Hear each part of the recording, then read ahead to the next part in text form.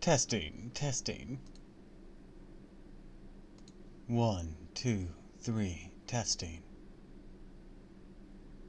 Alright, seems like I can be heard loud and clear. Hello, hello, hello everyone, and welcome to another stream of Fate Grand Order. Today, we're going to be wrapping up the final cutscenes of Tunguska's Sanctuary, and then we're going to be starting the next major chapter, Trom. Well, I said major, but it looks like I can actually skip it, but we're going to be doing Trom. Because Trom is really good.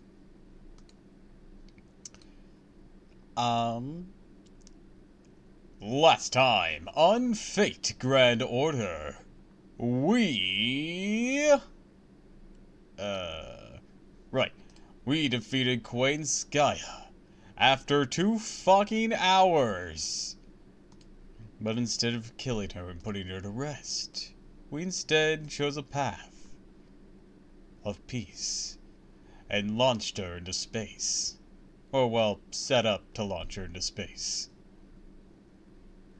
So, yeah, she's just chilling in an egg.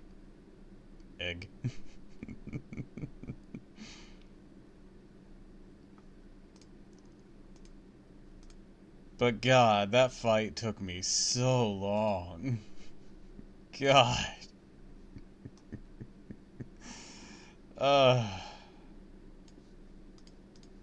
Kicked my fucking ass is what it did.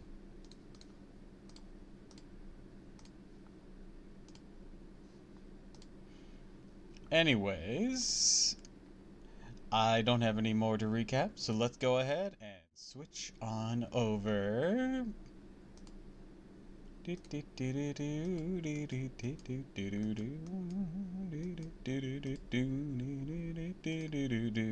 Also, thanks for the lyrics, Pathogen and Ina. Alright, so let's go ahead and accessorize.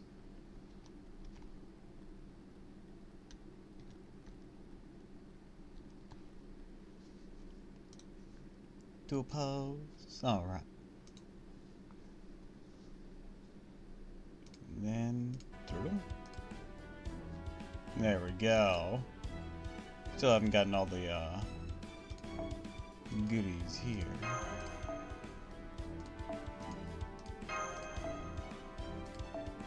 Hopefully I'll have enough. And there'll be next month too. And that was the risk of getting some of those bond C or bond up C's. Alright, I need to do something over here. Because I had an extra copy of Devilish Mustafa.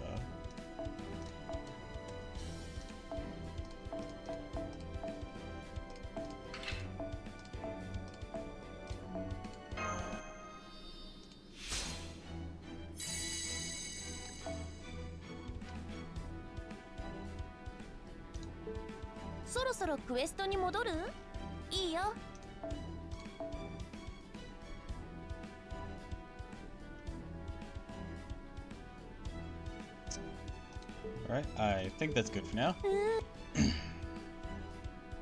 can go ahead and get started. Actually, considering the time we're about to take, I think I can do a quick run on this so that our AP is recharging throughout most of this. Just to get our feet off the ground.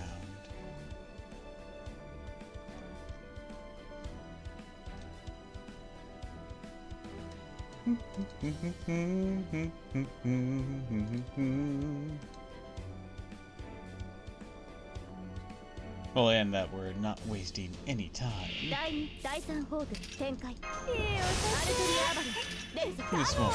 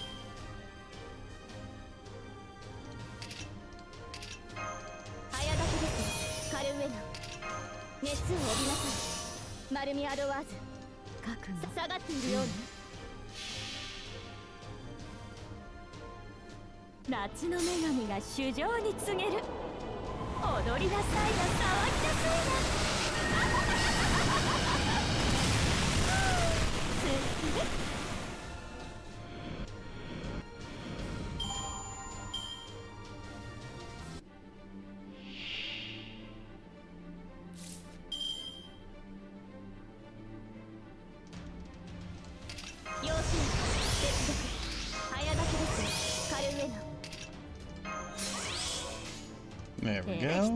That should finish it up.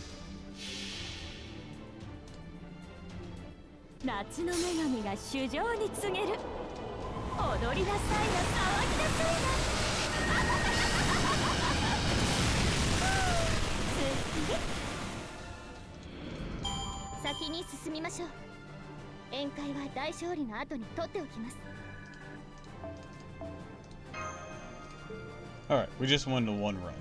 Because we still need AP for what we're doing today.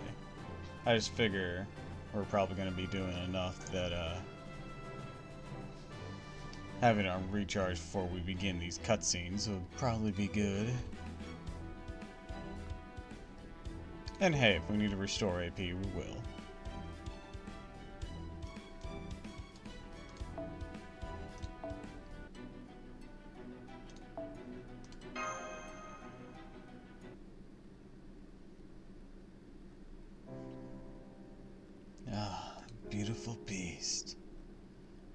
superlectingly beautiful woman, your beauty undiminished by the dreadful harm done to this world and its people. You're truly strong. Lost more allies than I can count to you, many of whom I considered friends. I'll never forget the battle I fought to capture you. Thought so many times I was about to die. But eventually we won, finally deposed of the Sang dynasty and imprisoned you in demon-binding chains. You never stopped struggling. You were relentless in your determination to survive, if you had to live in filth or subsist on mud. Over and over you begged us to spare your life. Over and over you cursed the world and everyone in it. Somehow, even that side of you is beautiful to me. Yes, even in your final moments. Goodbye. Goodbye, Daji, Millennium Fox Spirit. You who are more beautiful and more terrifying than anyone I have ever known. Yes, goodbye to you as well. You are more detestable and more precious than any I have ever known.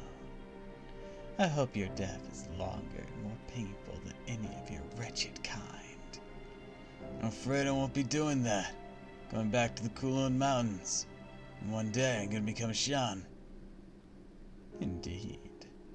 Indeed, I suppose you are. Whereas I, no matter how much I wish for eternal life, I'll never get it. And you will. Hate everything about this. Well, fine then. And that's how it's going to be.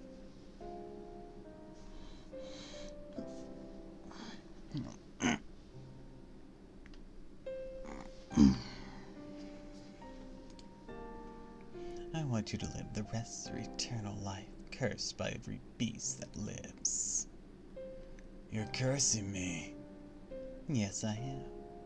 Unless you scoop up every last drop of blood that spills from my head after you cut it off, you'll be cursed for all eternity.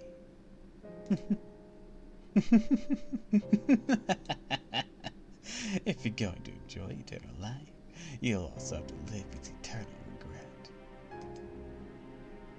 You're really quite frightening, you know? You mean you didn't know? Yes, I am. I am Daji, the terrible, nation-destroying beast, a living embodiment of disaster and an evil of humanity. And I will always hate, curse, and despise you.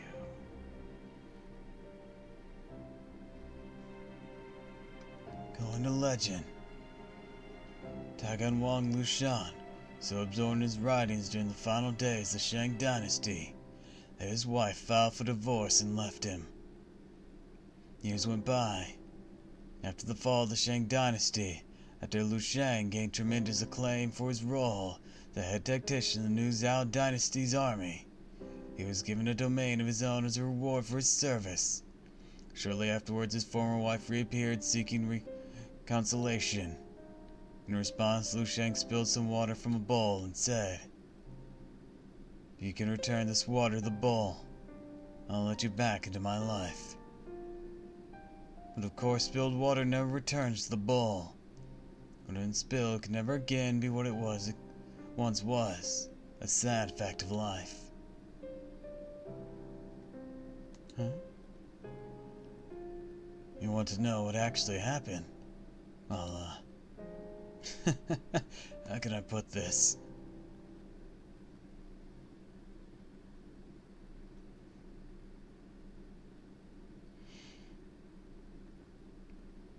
That was a significantly shorter cutscene.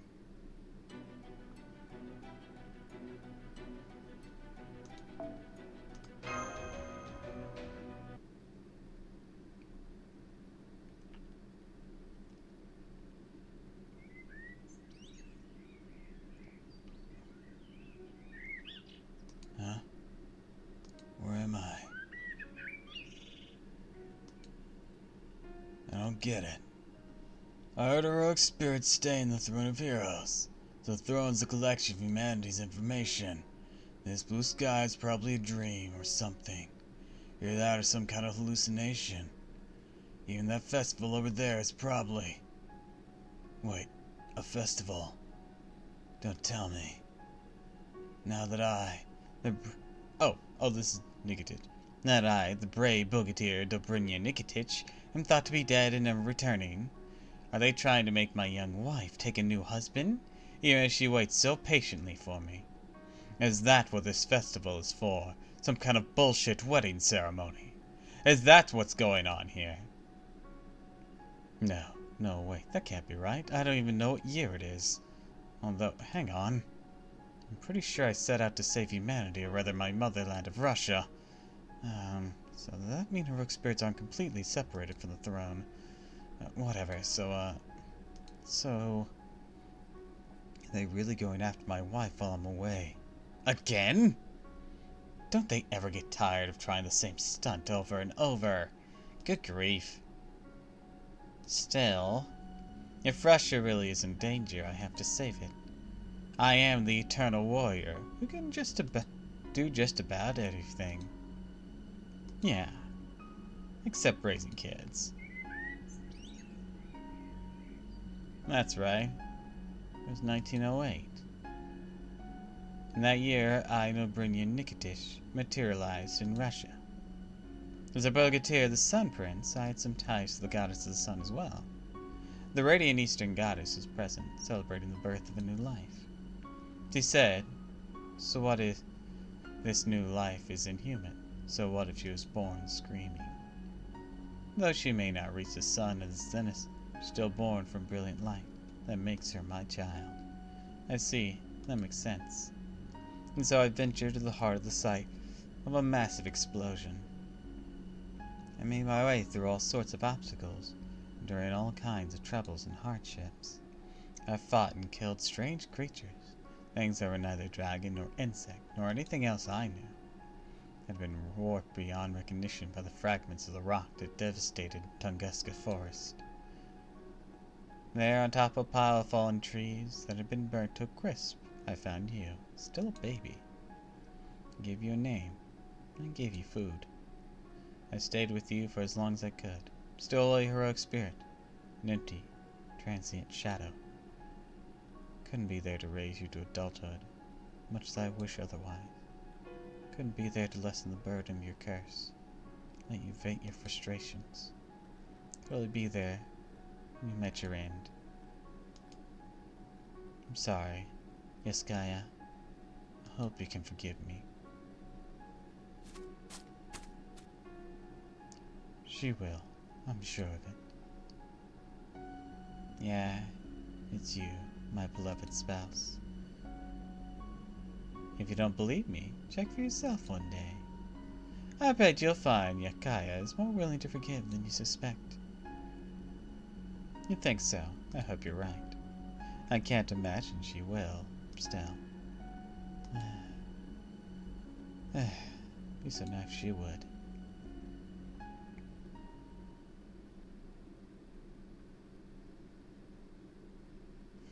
And then I did the fusion dance with my wife, and now we're never separated.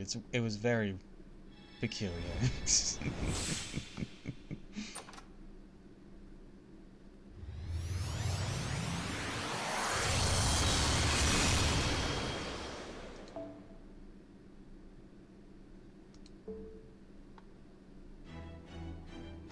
Alright. Those are a lot shorter. Maybe I should have finished those yesterday. Oh well. Today, we start Trom. Right after our fucking base got nuked, we left, and now we're on the run. Still.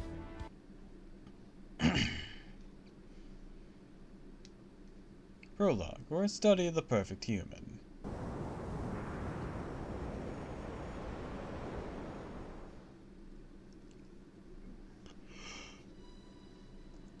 Thoughts are what constitutes a perfect human. I mean, okay, but that's kind of vague, isn't it? For a start, we'd have to agree on a definition for perfect before we could even discuss this. An excellent point. Then allow me to take the first crack at it. A perfect human is one who makes no mistakes. Let us set aside matters like overcoming hardships, making the impossible possible. We may then define a perfect person simply as one who makes no errors in judgment. Okay, works for me. Even the most amazing genius or superhumans inevitably make errors in judgment. In fact, you could argue the mark of a skilled, intelligent human being is their ability to resolve matters in spite of an oversights or mistakes they may make. That wouldn't be perfect. Perfection is when you don't make any mistakes have any mistakes to make up for in the first place. Even if a person is average in every other regard, it's their decisions are always correct, their actions, by extension the person who performed them, would be perfect. So by that definition, that would make someone who never overlooks anything a perfect human. But the moment they do overlook something, however small, they're no longer perfect. Is that what you mean, Scion? Yeah, that sounds about right. It's a shame that a single careless mistake is all it takes to knock someone off a pedestal of perfection. However, were we used your definition, Da Vinci, we'd face a paradox. If a problem could be overlooked by a so-called perfect human, then that problem is more perfect than the human. Assuming it's an equal to the task of deceiving a perfect human who never makes a wrong decision anyways. But in that case, maybe it's a situation where it only seems like someone made a mistake.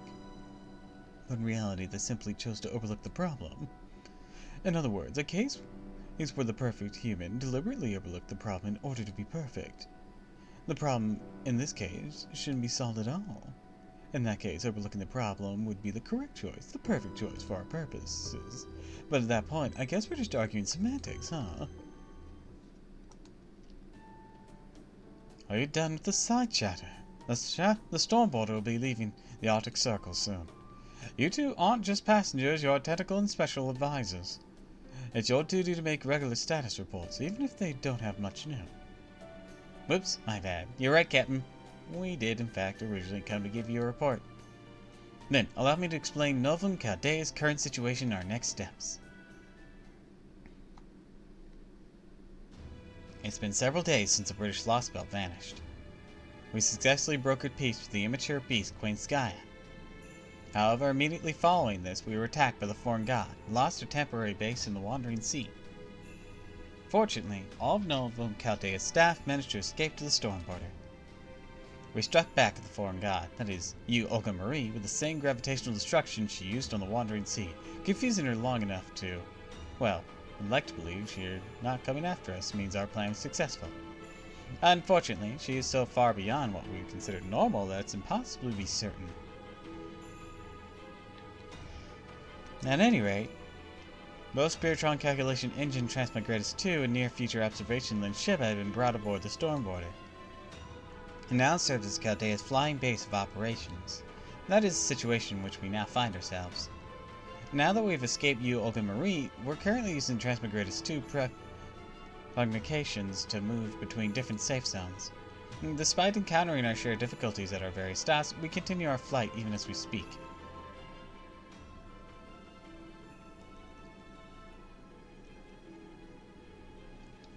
Yep, we've been crisscrossing the Eurasian continent, east and west.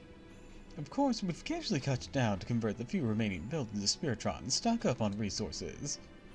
Ended up hiding out in the Arctic Circle for a pretty long time. Unsurprisingly, it was freezing there. Can't say I cared for that. I'm not built for the cold. Oops, I had a feeling you might have been freezing there. Sorry about that, Captain. Hope you can give us a break on that.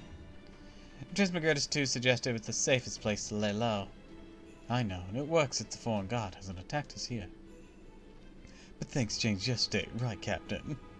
We just about done weaponizing the essence of the sacred sword. We obtained the British Lost Belt. All that's left now is to simulate a few necessary tasks.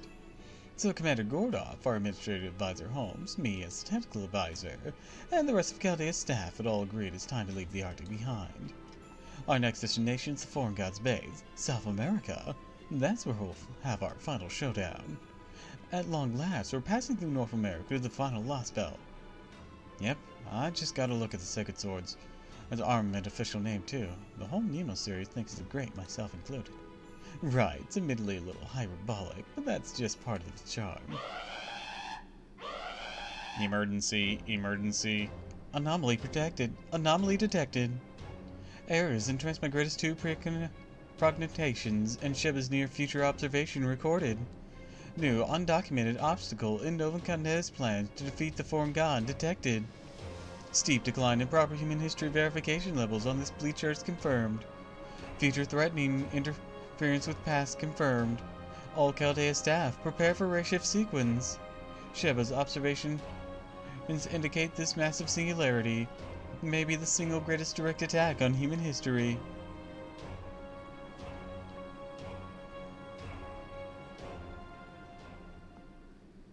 It ain't one thing, it's another, I swear.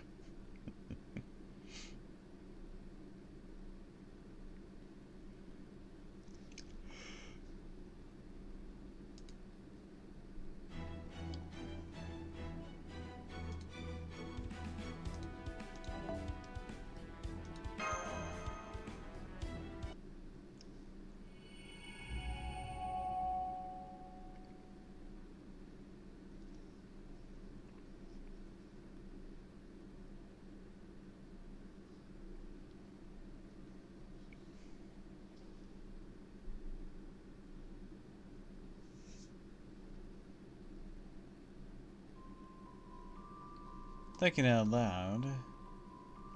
Can't understand. They alive, or they dead, or they standing, sitting. They care for anything, wish for anything, pray for anything. They understand nothing. They know neither suffering nor joy. They have no concerns, but also no relief. Only hunches and chills tell them the end is near, and so they die out here. Miserably, meaninglessly. But something buried inside them kept them alive for just a little longer. So please, try to remain human as you should till the very end. Turn not to prayer, but to song. It is all can do.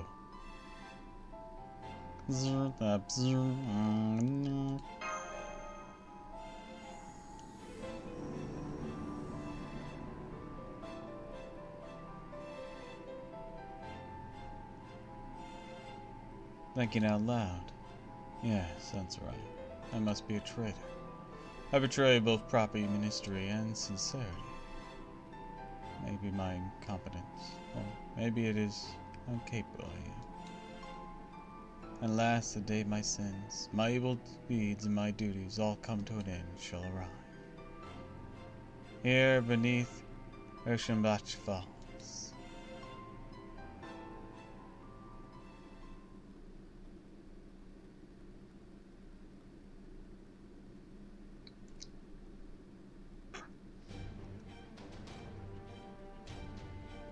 So here's what we need to know about this massive singularity. The era is somewhat unstable, but we do know that it's sometime after AD 1700, within a margin of at least 100 years. The location is presently unclear as well, but based on the vegetation we discover, we can rule out the Far East, Africa, and Europe. Our best guess is somewhere in America. The magical energy levels are not as high as the Age of Gods, but we are seeing tremendous fluctuations in the readings. Magical energy ripples are so numerous that it's like observing a pond on a rainy day. Frankly, it leaves me thinking anti-army noble phantoms might be popping off like fireworks in Singularity. Then there's this Foundation of Humanity rating, Error. Error meant the EX ranking that signifies non-standard values? Correct. It doesn't even register as a non-standard. It's like nothing we've ever seen. Generally speaking, the smallest of the minute singularities are rated at E-. Any lower than that, they wouldn't qualify as singularities. Maybe it's just a bug in the system. I hope so. Either way, I'll continue to monitor both the ratings and the singularities as the situation develops. But the point stands, at the moment, we have many questions and precious few answers. We're essentially in the dark, which means we don't know more until we go there. I just fly by seat on our pants, but I don't see that we have a choice. Fortunately, Holmes is one of the servants best qualified for this particular race shift. Once you get there, I'm sure you'll be able to get to the heart of the mystery in no time. Right, Holmes? It's quite a responsibility, but you may rest assured that I am up to the task. Uncovering the truth is the very essence of a detective's calling. Glad to have your Baratsutsu on board. How very welcoming of you. That's all you have to say about the Singularity, huh? Or, wrong voice. That's all you have to say about the Singularity. Yeah. Then I'll take it from here. You'll have one other servant accompanying you on this mission, though. Sorry to say it won't be Mash. Right. I'm afraid the Ornatrix is still undergoing maintenance. In my capacity as a technical advisor, I really can't allow her to race it until maintenance is finished. I'm not surprised. All these arduous battles in both Fairy Britain and Tunguska could easily have thrown her spirit origin a bit off kilter.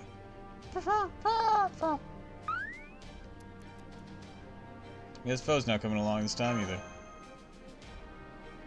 The good news is, we're still planning to race shift Mash over there once the Ornatrix maintenance is done. As for your other companions, this time around... You mean continue dragging this out? Tis I. Count Vlad? Yes, I'm actually getting a spotlight. Man, we haven't had me in the story since fucking Orleans.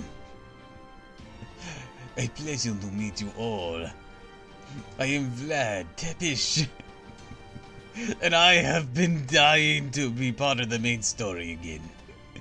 Indeed, it's a weight of responsibility, but I shall do my utmost to discharge my duty. There's a number of other servants besides Count Vlad who are a match for the race shift, but we can only send 3 in total. Since we're going to send Mash later, it leaves us only able to send 2 for now. Since Holmes was already locked for one position, that left only one slot for the last servant. I was chosen after a peaceful discussion. Peacefully instance means only a bare minimum of blood spilled. I'd like they all decide to win it by fighting to the death. Master, I know the Singularity's full of mysteries. How do you know to lose sight of our ultimate objective? Also, side note, I rock at rock, paper, scissors apparently. Oh, is that what happened? How did that become bloody? I punched everyone with rock. Oh. Becoming emotionally invested in our enemies can lead to lapses in judgment if you're not careful. But I suppose there is little point in telling you that now. You're our master. Do as you wish. I'll remain on standby in my spirit form. Come out for me if you need anything. I, for one, feel better already.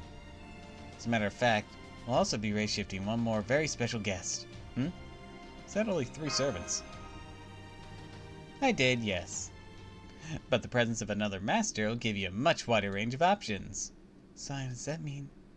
Kodak? I should have guessed director. Fuck. I wanted to say that would have been funny. You got it. Alright, Codex. Time for you to earn your keep.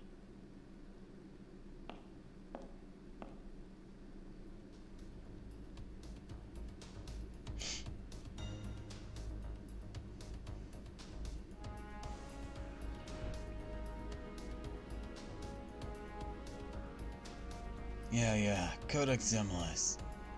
Master of Team A. Reporting for duty. Kodak? Well, you're one of the Cryptes. Yeah, I actually know that, but my lost belt's long gone. Now, obviously can't escape to Olympus anymore either. Surrender is pretty much my only choice here. Not that I expect you to give me, just trust me just because of that. Hell no, we don't. That's okay. To prove you can through my actions. What's with the collar? Let me get by you, huh? Go on, Scion, tell her. Sure thing.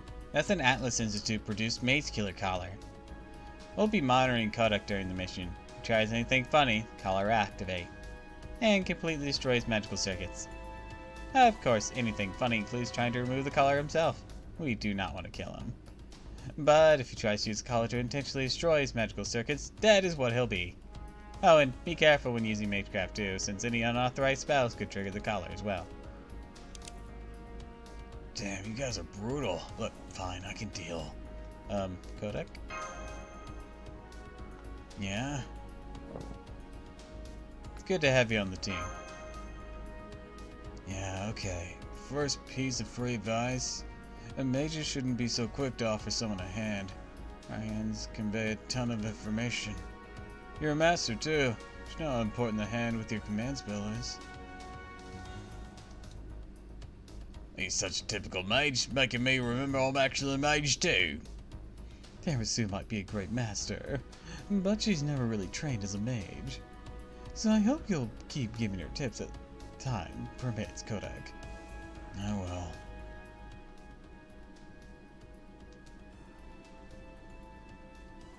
What about a serious lightness scion? It's unable to remove it. Please keep that to yourself for now. Understood. If the phone guard could activate the series lights remotely, she would have surely have done so long ago. There is little to gain by letting ourselves become overly concerned. Yes, good point, since Sirius Light's still technically a command spell. And the collar should suppress it before it can activate. Granted, we could prefer to avoid testing that theory if at all possible. Okay, Scion, that's it for me. Anything else before we send them on their way? Yeah, just one last thing. We were able to extract some keywords pertaining to Singularity from hieroglyphic prediction, and not a problem, revolts, eyelid. What the heck's that mean? I'm afraid I have no idea either. And we can say for certain at this point is that we absolutely cannot afford to overlook anything in the Singularity. That is on the same scale as the 7 Singularities. I know this might feel like a setback now that we're finally about to take a crack at the 7th Law spell, but it's just like Scion said. We'll dispose of this massive Singularity, no matter what. Prepare to ray shift. Got it.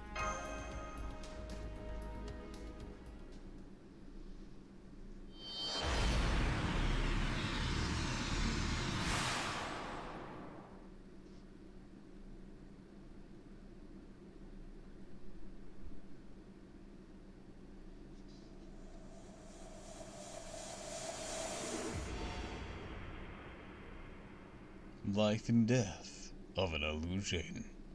Realm of the Thanatos Impulse. Trom. No matter the time, place, or prevailing ideology, there's no venture more difficult to succeed in than war. I'm going to die. I'm going to die. I'm going to die! Death comes regardless of race, gender, or age. The talented, the hardworking, lucky all die with shocking ease. When living beings die, they become lumps of inanimate meat, but servants don't get that much. When they die, they vanish without a trace, as if they never existed at all. Death, its coming is so mundane, it's enough to drive one crazy. Both heroes who saved their nation, anti-heroes who harmed countless people, are dying for reasons unknown, as though it were completely natural. War never changes. It doesn't matter how much the time changes or how far civilization advances. The final stage in negotiations is two sides killing each other. They have but one goal: rebellion. Not against a king, a god, or even the world, but against proper human history itself.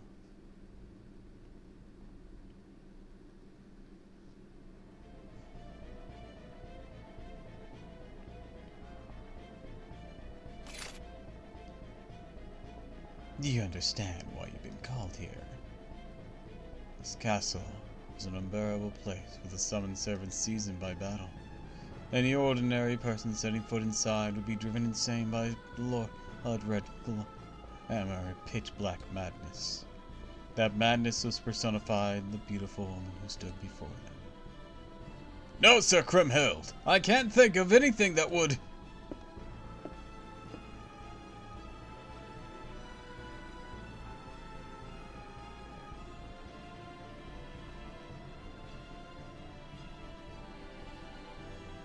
Her name was Kriemhild, the queen from...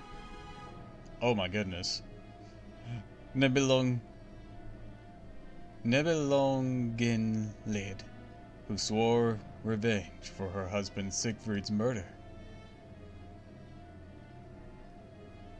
Desertion the face of the enemy. allowing an enemy to escape. Huh? Disrupting the battlefield is part of relentless pursuit. Speak. I retreated because the rider disrupted the battlefield. If I had stayed, I would very likely have died. That wasn't an enemy, it was just a child. A tactical error on my part, one for which I apologize profusely. I see.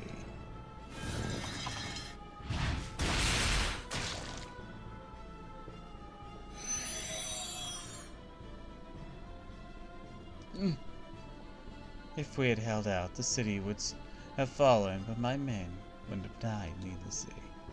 The penalty is death. Archer, there's no children on the battlefield. Even if they were, they would be servants. If even that escapes your understanding, then you shall die as well. You probably should have told that to Archer before you just offed him. As for you, right? But why? You pretend to be contrite, hoping to save your life because you know what I'm like. I have no need for one so shrewd and self-serving. Curse you, you're just a woman driven mad by revenge.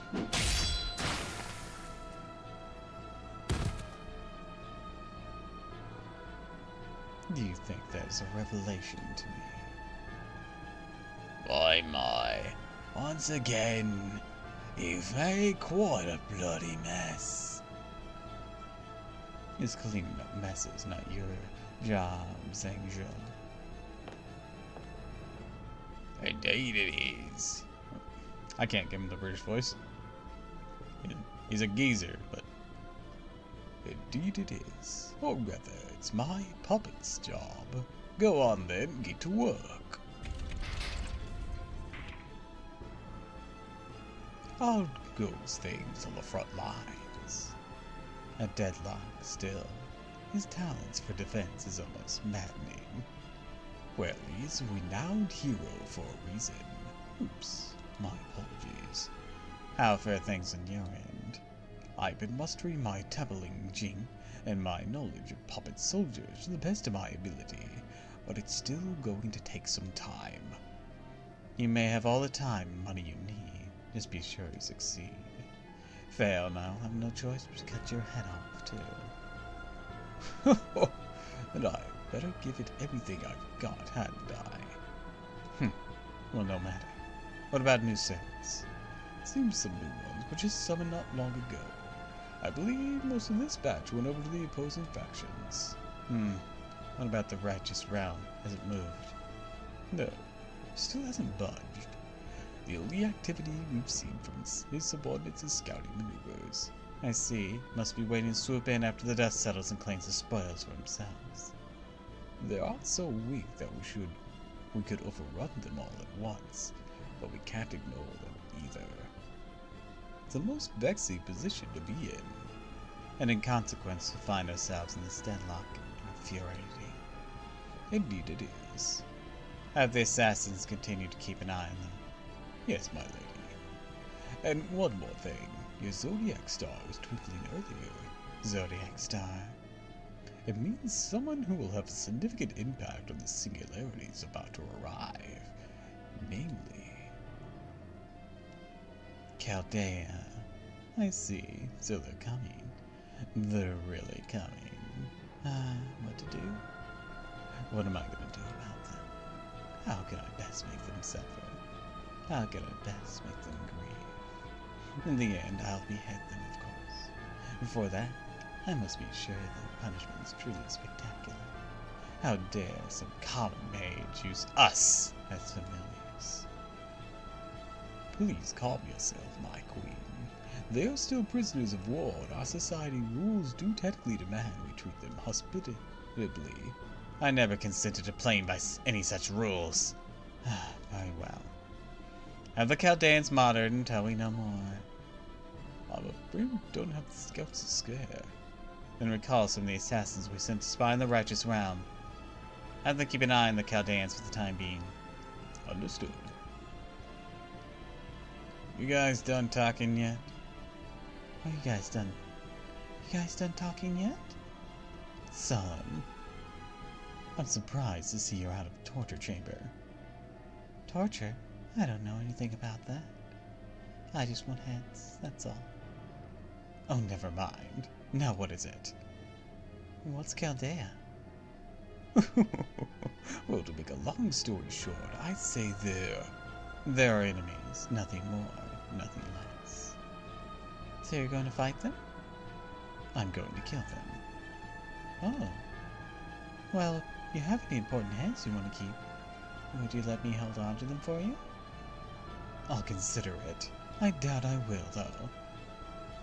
Really? That's too bad. Okay, I'm going out for a bit. Want me to pick you up anything? Maybe Sagittarius? It's really good. No, thank you. Okay, bye.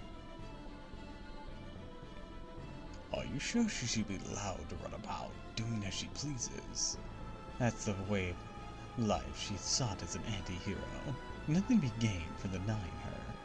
The important thing is that she's a strong fighter. Let her have her fun. As you wish.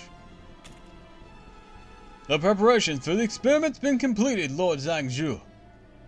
Great. I'll be right there. If you'll excuse me, my queen. How irritating. This is all so irritating. Chaldea, the king, the emperor, can't stand any of them. It's all that hero's fault. Might just fall apart if he isn't summoned soon. Come on, come on. Hurry up, hurry up.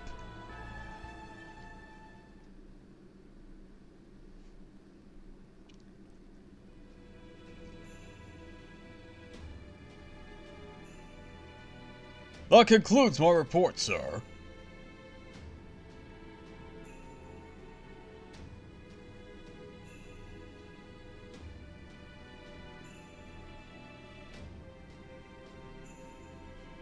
Thank you, Lancer. You may go. Yes, sir. Yet more heroes have been needlessly lost. Please don't be sad, Your Holiness. As the Pope, you are right to grieve. But it is as far as it should go. These heroes are all willing to lay down their lives to bring you victory in this war. I really don't think I'm worthy of such great sacrifice. One cannot determine their own worth, and it's for others to decide. You may deny yours, despise yourself, or blame yourself for your undeserved fairy tale fortune, all you like. But we, your loyal subjects, will continue to love and respect you. Is that such a burden? Honestly, yes. Yes, it is. Well, that's a problem, then. Personally, I'd rather die happy and smiling than continue on like this. I'm sorry, Your Holiness, but we're not about to let you die. We all pledge to keep you alive, and I consider it my sworn duty. And that right there is exactly why this is such a burden. But fine, whatever. I don't care anymore. Whatever happens, happens. But can I at least ask you one thing, Emperor? What is it? Those atrocities you and the others committing, are they all to make my desire come true? Or are you putting your lives at risk because you want to do these things? That's a difficult question. If that really isn't what you want, then I can offer you my own life for what it's worth. As the Emperor of a dying empire, I doubt it will be much. No, you're right. I hate to admit it, but part of me does yearn to see what happens next. No, I must see it. I have to. Is that the voice of your lord? I don't know. My lord's messages can at times be complicated. Enough that an insolent like me can hope to understand them. And again, it could be that That's enough, Your Holiness. Only discord and blasphemy lie that way. Well, that's rude. I'll have you know I understand my place very well. Thank you very much. Do you? I have my doubts about that. Alright. I'm going to go worship like I always do. By all means. No up for me. I need to discuss strategy with my subordinates. Fine. Oh, and can I say one last thing?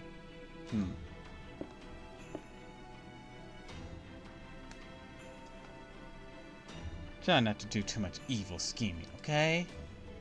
Don't ruin your good looks.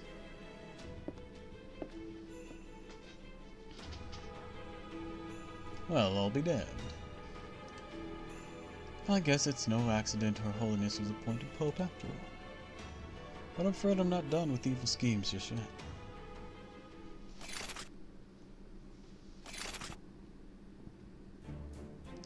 We are here, Your Imperial Majesty! Good. Let's begin with your report. Yes, my liege.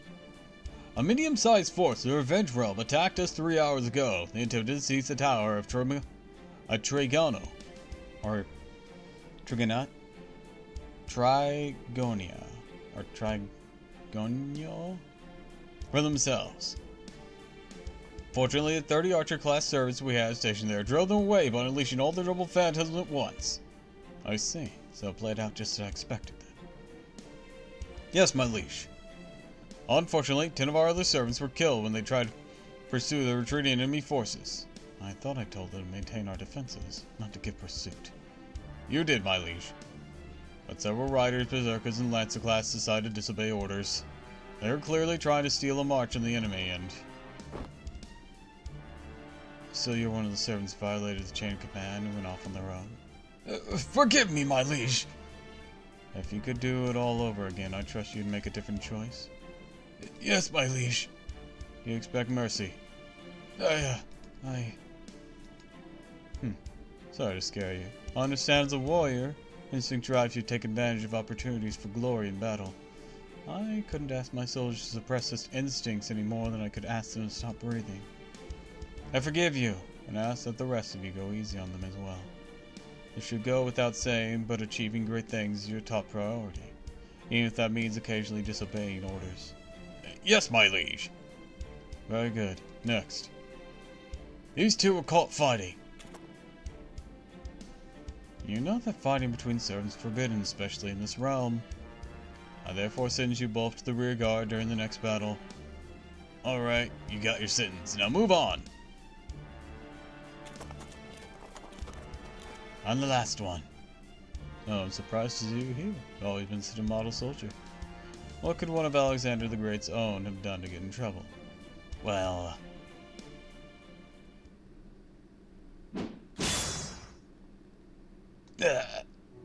Unforgivable. And the one thing is absolutely forbidden in this realm. We will not tolerate proper human history. Only rebellion is permitted here. Be neither collaboration with nor mercy for the enemy. I thought you understood that when you chose to stand with us. But we're... Yes, we are heroes. Beings who struggled against, who were swallowed up by, or outright disappeared in the flow of history. Shackles binding us to protect humanity are gone, and I cannot forgive proper human history, though I admit it is completely a one-sided grudge. Nonetheless, the realm is a home for those who share that view.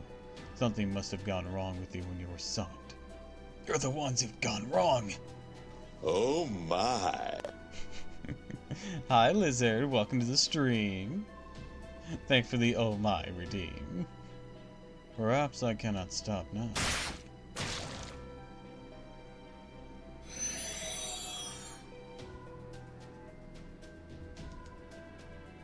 I am off to worship. Leave me. Yes, my liege.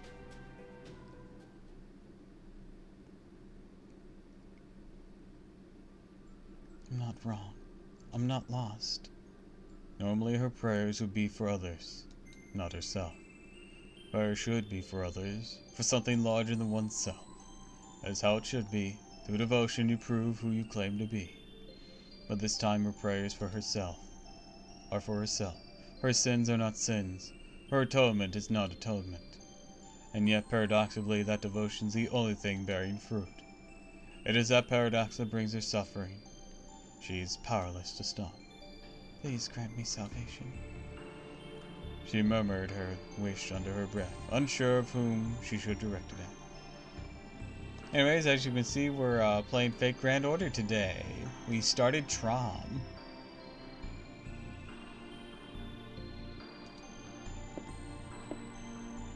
I'm sorry I'm late. Oh no, it's fine. I'll just begin praying myself.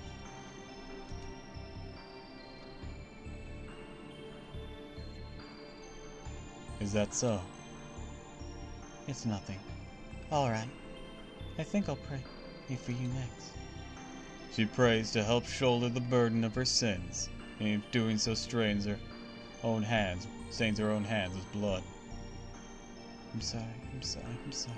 As sorry as I am, I can't think of any other way.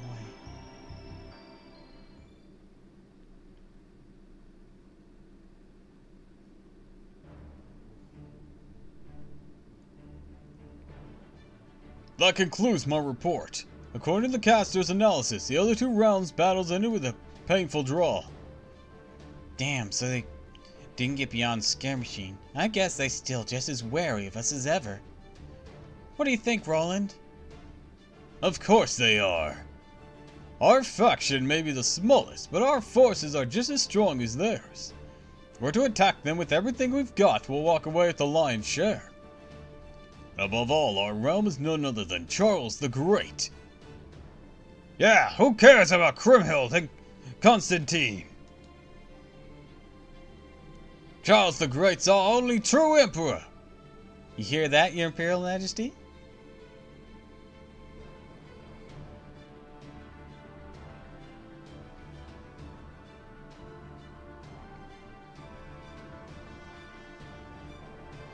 I do.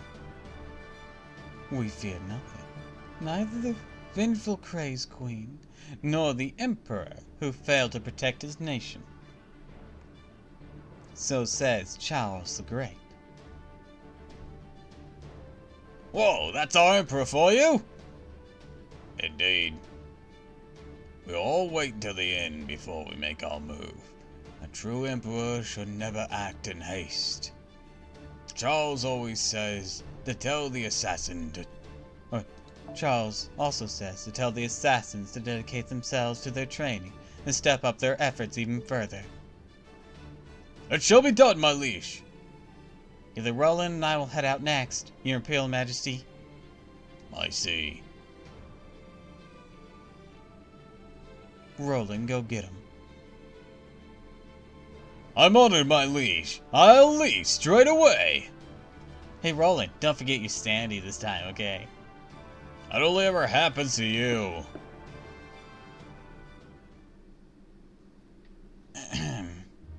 So, how's it going? Wasn't easy, but beside another day. What a relief. You did great, sir. Aisha, all I said was a deed, and I see. Nothing wrong with that. Sometimes even a few brief words can speak volumes. And frankly, if you were to say more than that, your imperial aura would be somewhat diminished. Hey, just me, are you saying I'm not much like an emperor? It's just you. If you say so. Never mind that. Never mind that now. The scouts are getting increasingly nosy. Won't be able to keep this charade up for much longer. With the renowned Charles the Great refusing to show himself for so long, people will naturally assume that he's either gravely injured or harboring some awful secret.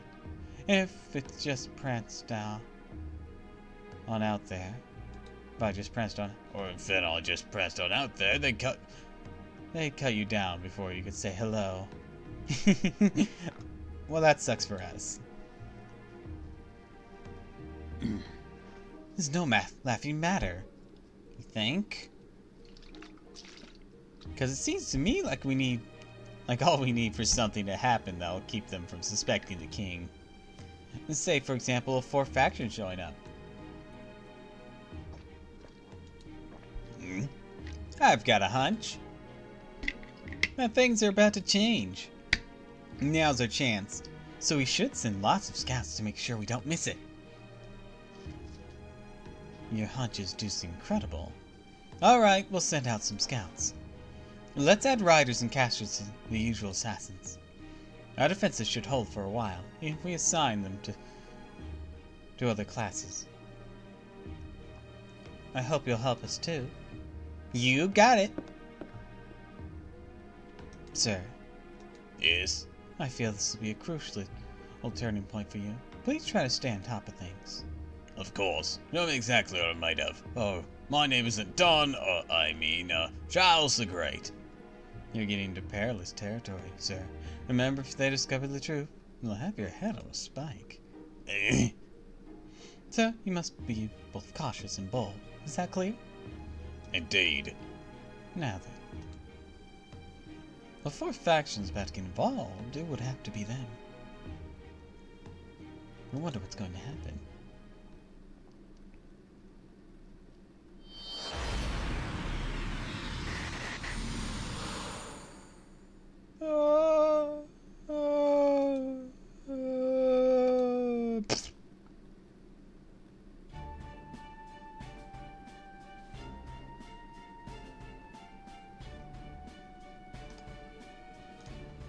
Frickin' ow!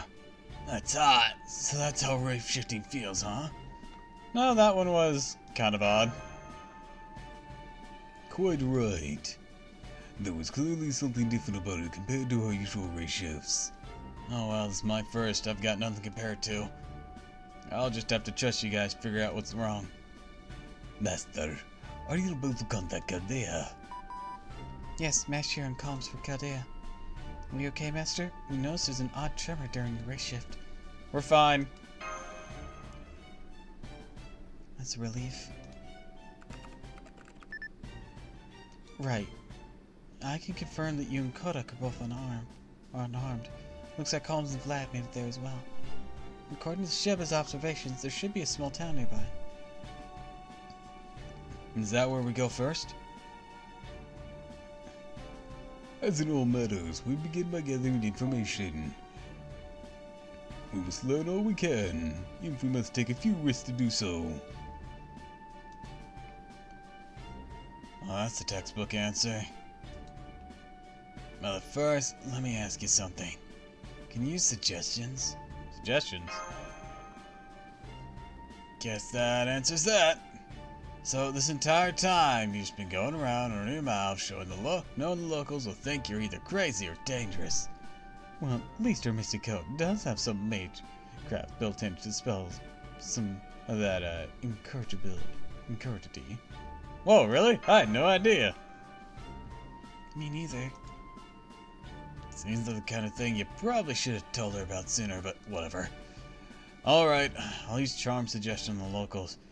Make up what you want to ask them. Will do! So where exactly are we headed? Town's due north of you. Then let us be on our way. It's a shame we don't have any horses.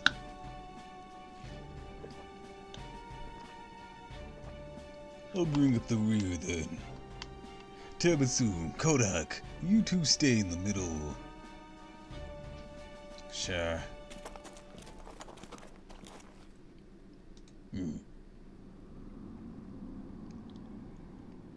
Holmes? Oh yes, my apologies. I'll be right there.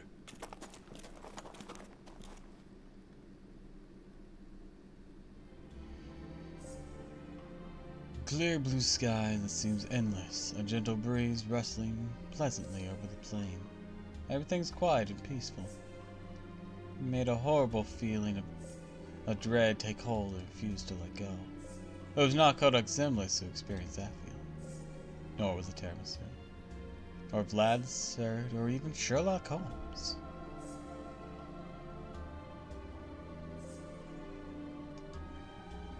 But despite her misgivings, still had no choice but to send Tiramisu and her companions to Singularity.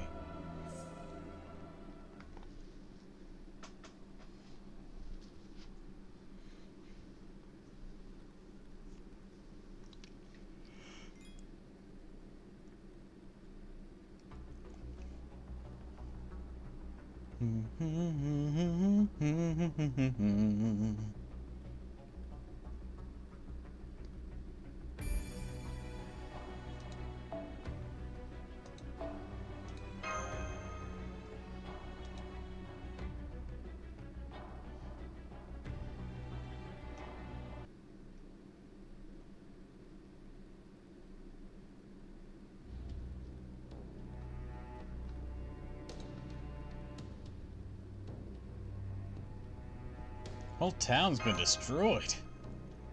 And completely deserted as well. This wonder. Something here troubles me more than lack of people. How accurately can you analyze this debris, Mr. Zimulus?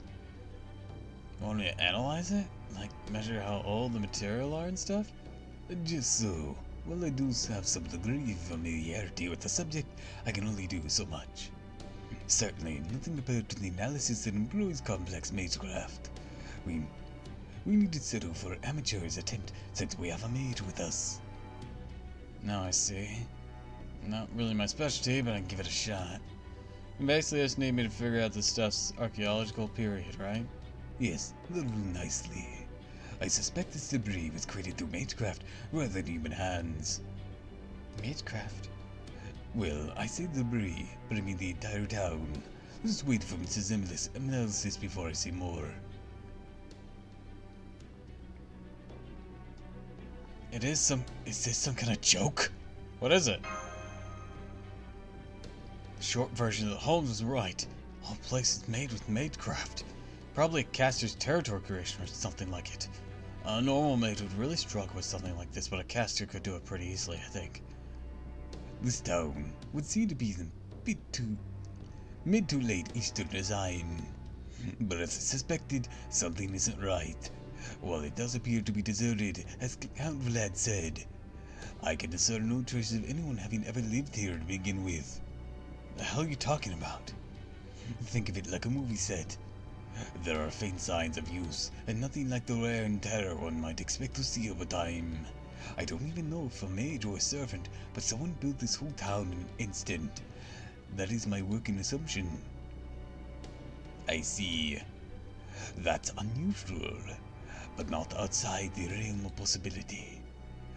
Then, let me ask you something, detective. Please do. Even if a servant or some similar to one did create this town, what destroyed it? Well, we certainly rule out wildfires, as well as any other natural disaster. What we do see are holes, likely from arrows, the walls nicked from swords and other blades, and rats from wagons laden with heavy supplies. A scene we are all too familiar with. Servants fought a battle here. I thought so. Master, everyone, please be careful. I just picked up some servant signals. They're headed straight for you. Hold on, you need a total now. There's... Mash? This can't be right. Da Vinci! I see it. It too. This isn't a malfunction or any kind of glitch. Tiramisu, listen to me very carefully. There's an army of servants closing in on you. Did you say an army? I did. There are about 100 of them. They're all servants. What? Let me be certain I heard you correctly. You're saying these aren't beings that rival servants in power, but actual servants. Is that right? That's right. I rechecked the reading several times. Now hurry up and get out of there, or hide! No. Now I'm seeing another servant army, about the same size as the first. Another one. It would seem that your army is meant to surround this town. Please hurry. They'll be there any moment. Alright, let's hide. Kodak, Master. Since neither Count nor I are assassins, I doubt we'll be completely erase our presence. And if I were to stay together like this, they'll be even more likely to find us. I'd like you two to hide somewhere separate. Count Vlad and I will find our way to get through this. First, come to worst, use a command spell. If nothing is, this will allow me to turn the situation around. Got it. Also, there's something I'd like to ask of you. Something Count Vlad and I were doing ourselves. What's that? Pay attention to the servants headed this way. Try to find out what they're thinking, what they're trying to accomplish. What we need right now is information. Every action they take, every word they speak, could be invaluable. Will do. Thank you, Miss Tiramisu. Then we shall meet again later.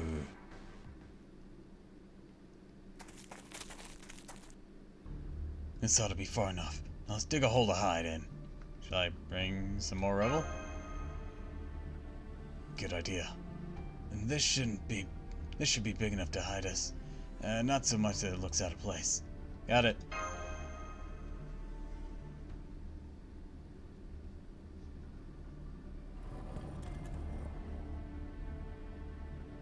That should do it.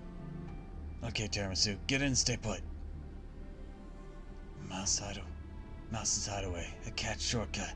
Time, shallow thinking, and trump wisdom. What was that?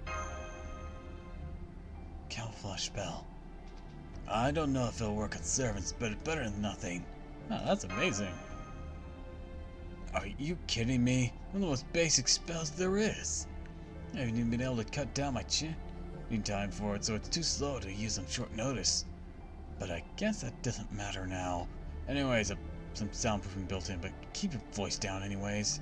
And there's different schools of magecraft. So what? You don't want to know more? So what? You want to know more about mine? If you don't mind. Why not? Not like it's gonna last much longer. It's practically dead already. Not like I'm telling you about it's gonna change anything. It's anti-beast magecraft. Spells meant for fighting, well, wild beast. Humanity's been its own worst enemy, but beasts are a close second. An ordinary person could never beat a wild beast with bare hands. It's not really a shock people came up with magecraft to help with that. You can probably guess how it fell into decline, yeah? Not much need for spells to track or chase animals these days.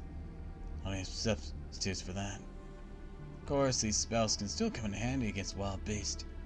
But then there aren't all that many of them out there anymore either. What happens to all magecraft eventually, though? Spells change with the time, become crazy strong or so weak they're useless. Did you ever think about giving up being a mage?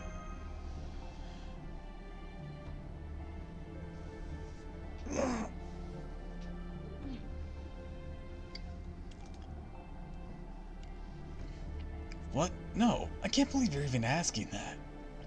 Next piece of free advice. Asking a normal, half-decent mage that question is a fast way to die. You're basically telling them your whole life is pointless. Why don't you just die already? I didn't mean to. Not much I can do about you right now. Not with this collar. Sorry, that was uncalled for. Only working how snippy I get. One of these days. Anyways, I'm running out of time to talk. Trying to get as far away from the town center as I could. I just have to hope they don't find us. They're here.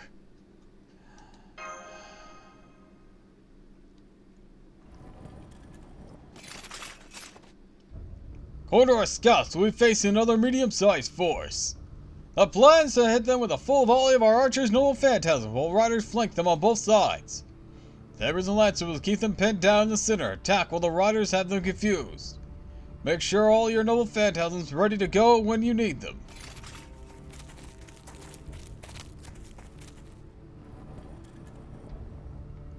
I can't believe it. They really are all servants. What do you think their true names are? No clue. They're off in different eras and countries, that much is clear. So how the hell are they operating as a single army? Damn it, I can't believe it. What the hell kind of singularity is this? That matter. How can there be this many servants? Ley lines, even holy grails can only summon so many. Could they all be rogue servants? Kind without masters? Yeah. You must have run into several of them across the singularities and lost belts you've been to. I'm talking about servants that are exceptional to the expectations of the rule, kind summoned from their ties to the land or Holy Grail. Remember Beowulf in Russian Lost Belt? He was a rogue servant. Even if that explains how they got here, it explains how they could do so damn many of them. I mean, there's 200 servants right here between these two armies alone. No wonder the town didn't survive. Might not be safe even out here then. Hopefully I picked a spot far enough from the battlefield. At least they're not actively looking for us. So screw it at this point. Que sada sada. I'm sure you're not just giving up. Are you sure you're not just giving up? Maybe a little. Sorry. I'll try to remember that we got a common interest now and act like it. Looks like they're about to get started.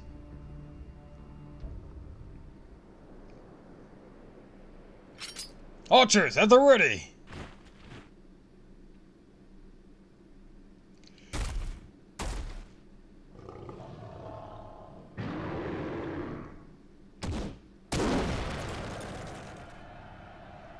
Wait for it! Wait for it!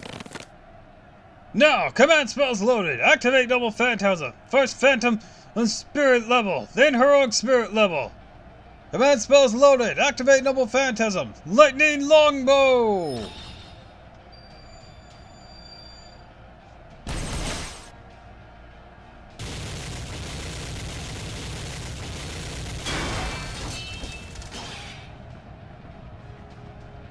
What?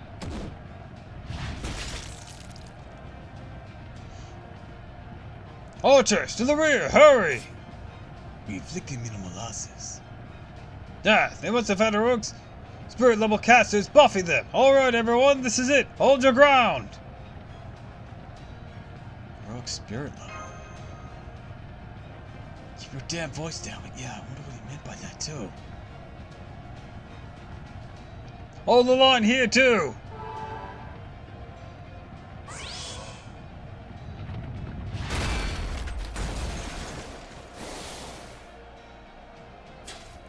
Ah, shit! Can't hold much longer!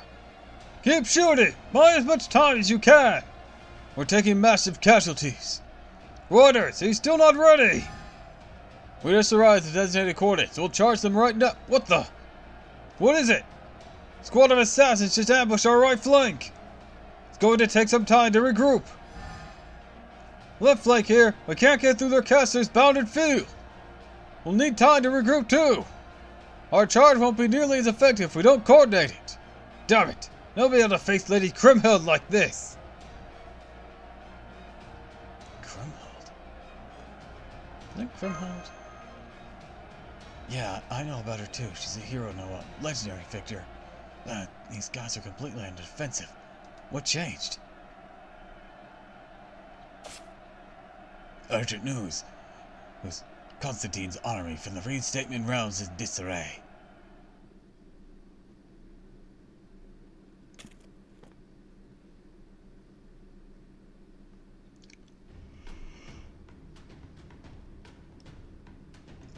That's it. That's what I like to see. Alright, let's swoop in and take the spoils for ourselves. Maybe we should wait a little longer, like right until they're about to be defeated. Nah, let's not. The Revenge Realm's already been hit pretty hard. We need to at least get some good looks in with the Reinstatement Realm too. Now let's go! That's it! Keep it up! We almost got Grimhild's army wiped out! I have an urgent message. Charles the Great's army from the Righteous Realm has joined the fray. They've struck our rear guard from behind and sowed confusion among our ranks. Damn it, not again! They've got Thorlin from the Legion of Charlemagne leading them. They're mowing down our rear guard like grass. Retreat! Fall back to the Reinstatement Realm! There's no way we can win a fight on two fronts! Assassins, use your smoke trees! Archers, lay down cover fire to buy us time! Keep firing! Longbows, crossbows, guns, whatever you got! Don't stop except to reload!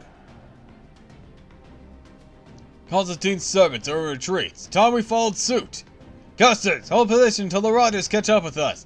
I want you to alter the topography to cut off any would-be pursuers. Understood. Do it! Mutate.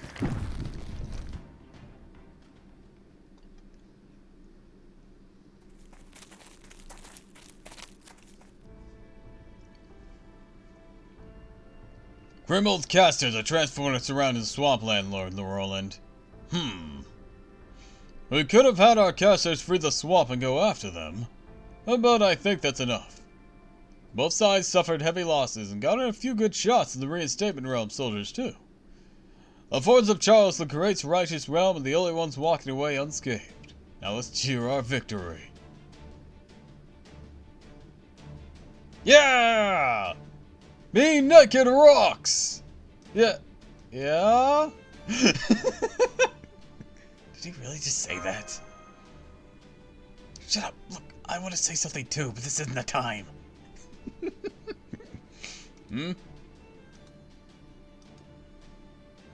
Must have been imagining it. Alright, troops, retreat! Tonight, we're going nude till morning! Nude? Poland.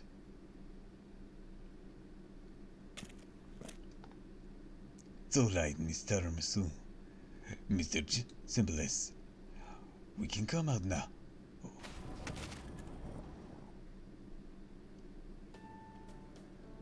Phew, that was a close one. The near even saw Kimare. I'm afraid you two are just unlucky. Unfortunately, that also means we couldn't overhear anything. Most of the town may be destroyed, but a few buildings are still intact. Let's find one such building and review what we've learned.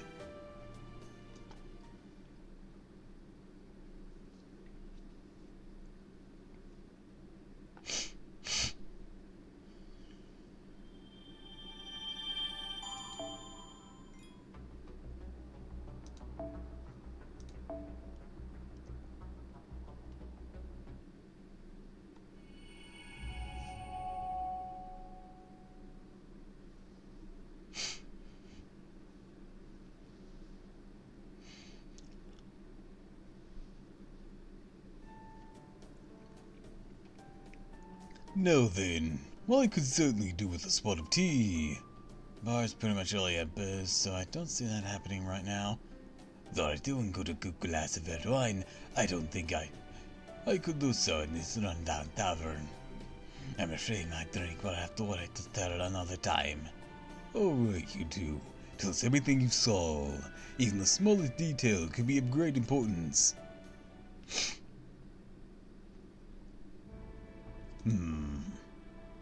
I see. Army's comprised entirely of servants, huh? I dreamed of such fantastical sights before, but I never thought I'd actually see such a thing for myself. We've seen edge cases where multiple servants were involved, like Final Singularity, but that's exceedingly rare. Indeed, even putting aside the importance of that battle at the crossroads of humanity's survival was nothing less than a miracle. But there's never been anything close to large-scale servant versus servant warfare we've just witnessed. Fascinating, truly fascinating. I only got a quick look, but I saw they had a longbow archer from around 100 Years' War. There are also some samurai-looking warriors going from that armor. Guess they were generals from Japan's Warring States period. And some of the archers used matchlocks. Other servants look like cowboys straight out of the Old West. I couldn't get a good look at the casters, though. They either had their faces covered or were using some kind of perception blocking. So these armies consist of all 7 classes from a wide range of cultures and regions. Probably, aside from that. Also heard them saying something about heroic spirit level and phantom spirit levels. That must be referring to the spirit ocean ranks. With more than 200 servants in total, it's understandable that not all of them would be heroes of great renown. Given what you have told us, Karuk, it would seem these servants are not heroes who took part in famous battles, but little-known humans who will never be summoned as servants. Maybe so. They're still servants. I see. Why'd you go out of your way to confirm that, Holmes? Because there's a great difference between a demonic beast as strong as a servant and an actual servant. It's far from pithy, but there's more accurate to define a servant as a heroic spirit with a master. Though, of course, the definition can be applied quite broadly. For example, under this definition, we could say this land itself serves as a rogue servant's temporary master. But I digress. My point is, no matter how weak or strong a heroic spirit may be, as a rule, they cannot exist as a servant without a master. Then what's the story with those servants? That is the question, though. Who could the master be? Or does there exist some manner of exception to the rule which is permitting them to exist without a master? So it's still too early to say, huh? I'm afraid so. I still need to dig a bit deeper. I also heard them say revenge, reinstatement, and righteous. Indeed, it all sounds very important as well, perhaps just as important as how these servants came to exist. The revenge realm, the reinstatement realm, and the righteous realm. These names no doubt reflect such factions' particular bent. There are other things we can presume based on the different names you've heard. Grimhild, the revenge realm. I believe we can confidently say she is Grimhild, the legend of Siegfried. She is most likely a saber or a berserker, though we cannot rule out Avenger. The fact she has formed an army of heroic spirits means she is either highly intelligent herself or has an intelligent second in command. Constantine of the Reinstatement Realm.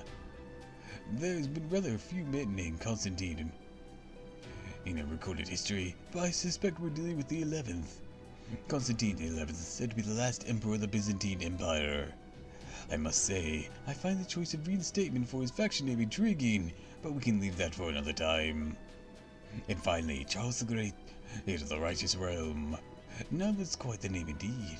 If we truly are talking about the Charles the Great, then I would say his victory in this war is a foregone conclusion. I am inclined to agree. Neither Kermit nor Constantine can easily begin to compare to him. Nas continues listening. However, some things don't quite add up for me. For example, the Righteous Realm's manner of fighting. What do you mean? You told us that the Righteous Realm stood back and let the other two sides exhaust themselves before swooping in, and that they then chose to leave the battle shortly afterwards so not to exhaust their own soldiers. What do you make of these tactics, Count Lad? Arguably effective, however. Go on. This was a clash between two medium-sized forces and a fairly one-sided one at that. Had the Righteous Realm's army chosen their timing more carefully, they could have decimated both other armies. If I had been leading their charge, would have waited until the other sides were a bit more entrenched. You said the Reinstatement Realm's army was hitting their Revenge Realm's full force, deny them an opportunity to surround them in a pincer movement. In this case, the Righteous Realm's forces should have easily been able to obliterate the exhausted Reinstatement Realms. Even if the Reinstatement faction had chosen to ignore the Revenge Realm in favor of fighting back against the Righteous, they were far too into enemy territory to mount successful defense. By that point, the Righteous Realm's archers and casters could inflict significant damage on the Reinstatement forces without even bothering to aim. So, from everything you've told us, since the Righteous forces' time, may was slapdash at best. What if the timing was deliberate choice? Is that what you think? I don't know. If we assume that it was, I can think of several possible explanations. That said, I can't speak for certainty on any of them at this point. Oh yeah, okay, I see where this is going. Now is not the time. Seems I've been beat to the punch. Now then, as for their objective, and Vinci, what are you doing here? Why are you suplexing me?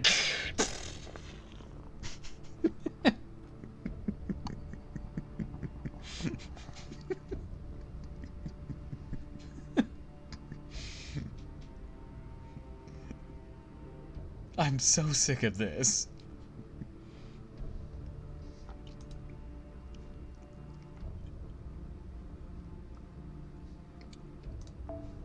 Rogue servants summoned by the Holy Grail, given Singularity, have generally worked in service of humanity. That, at least, has been what we've seen thus far.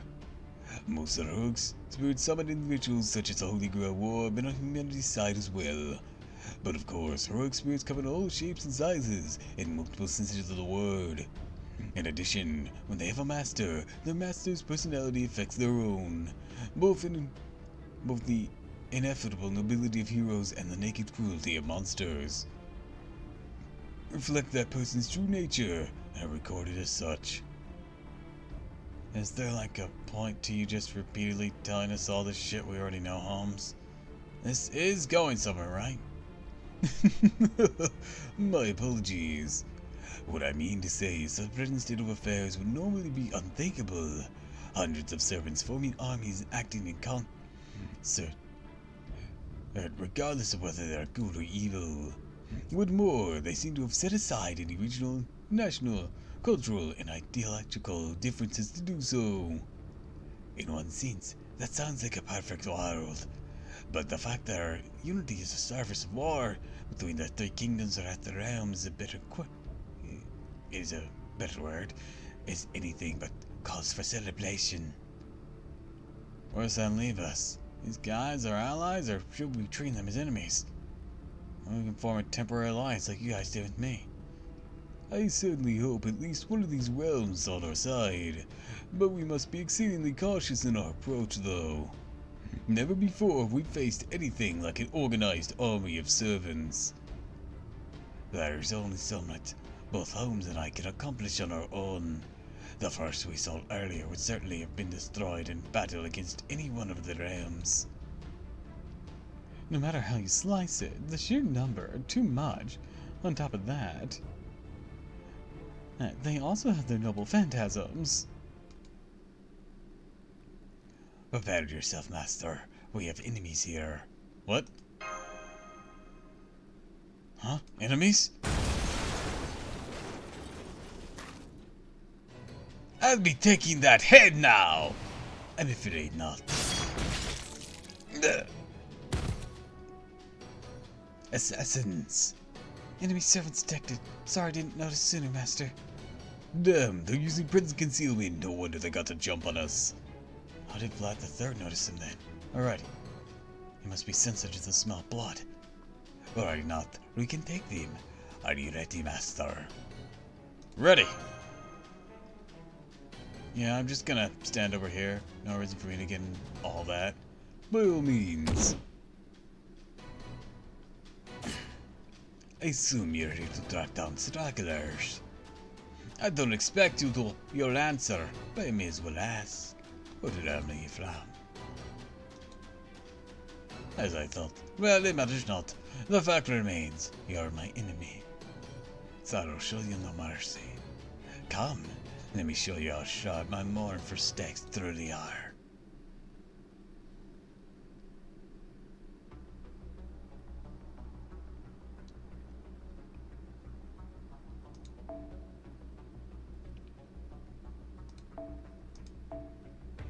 Alright.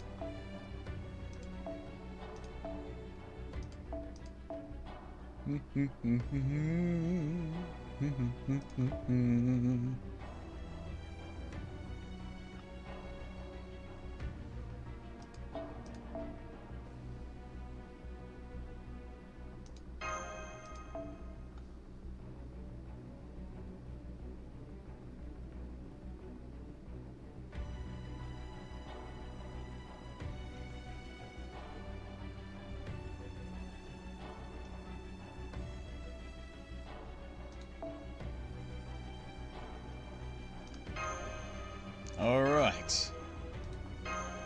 Let's do this. Let me show you my real power.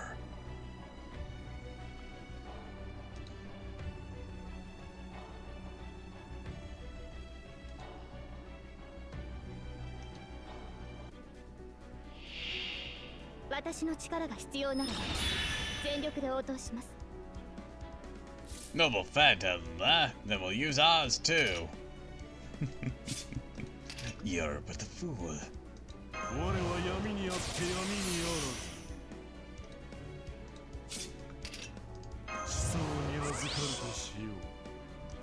Now then.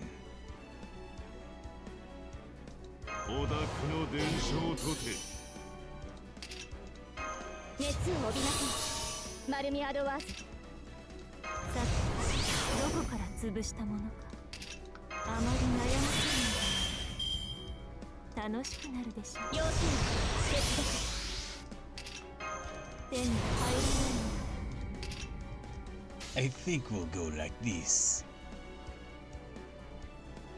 Start you off. Then I'll come in. And then all will finish them off. There's no escape from your demise.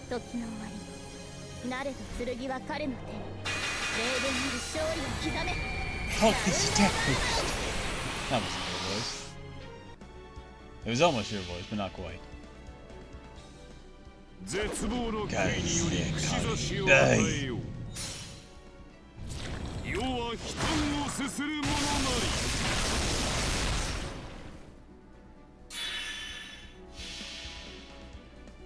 You almost got him. Fabulous Camelot. It's that time again.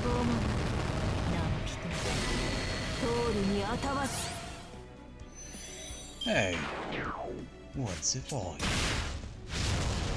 Wait, you idiot. You got invade on him.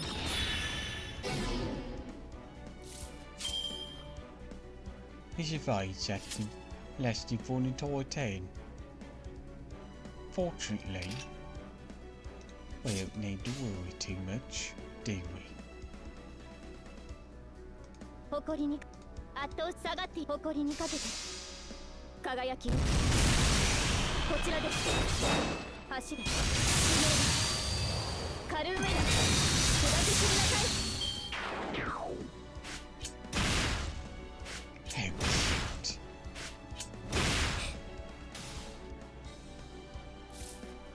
Insolent webs will perish like the dogs they are. いい判断です Okay, she's even scattered. 許す Perish. 先に進みましょう宴会は大勝利の Good 後に job, 取っておきます Starlady.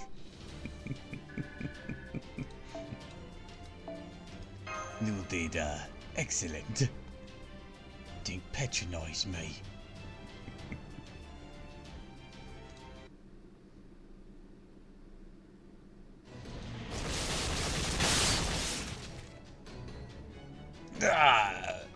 That power, that command spell, your enemy.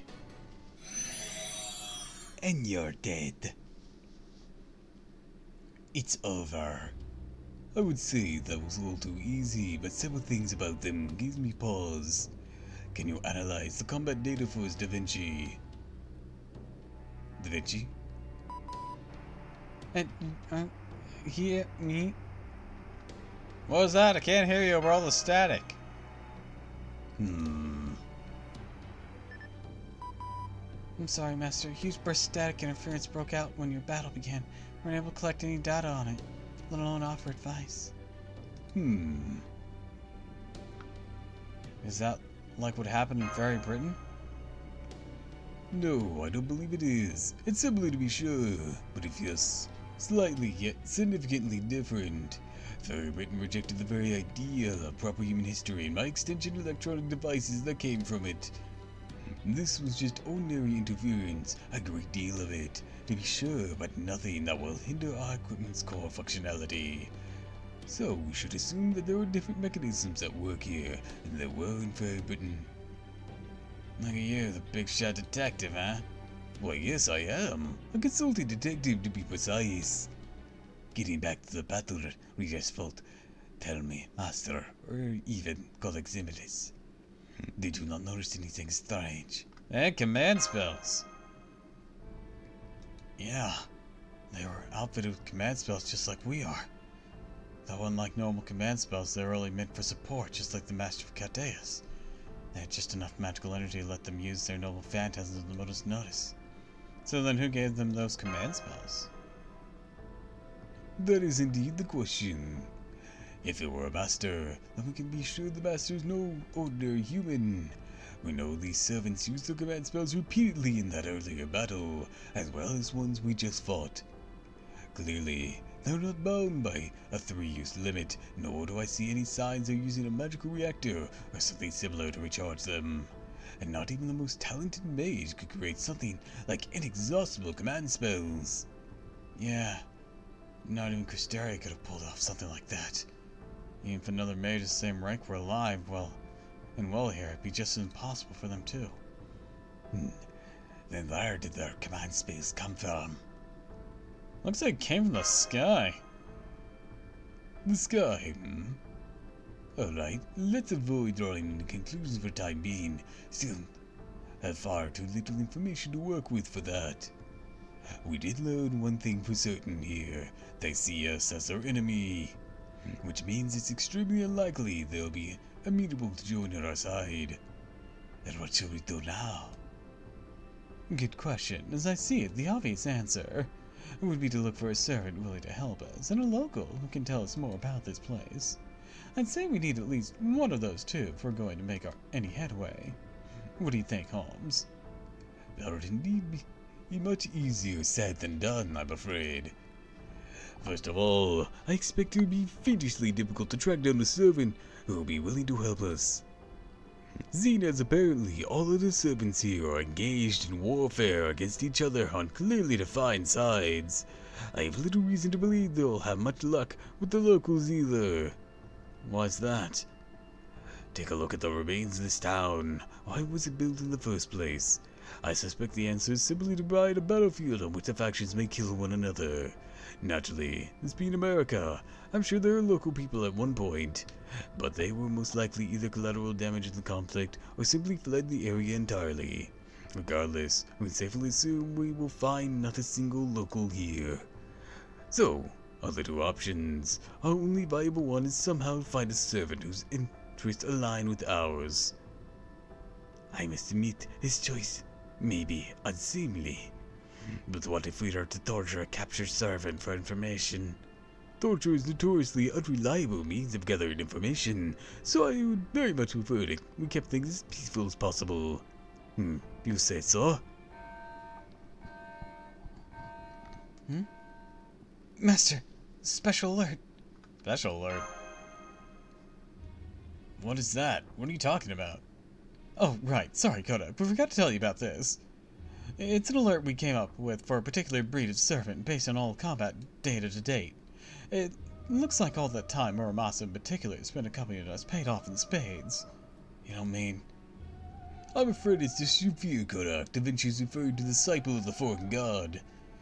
With Limbo and Muramasa gone, and that just leaves Grigori, Rasputin, or Kotamine Kire, as the case may be. But why would he show up here now? What is this? Only tell me that's not the case. Rasputin's the only disciple left. No, wait, don't tell me. I do indeed sense another servant here. Show yourself, disciple of the foreign god!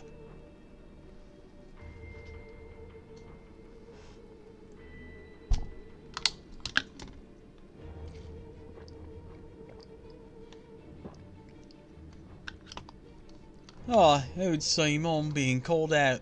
I suppose I'd best oblige. That's not Rasputin. It's too British.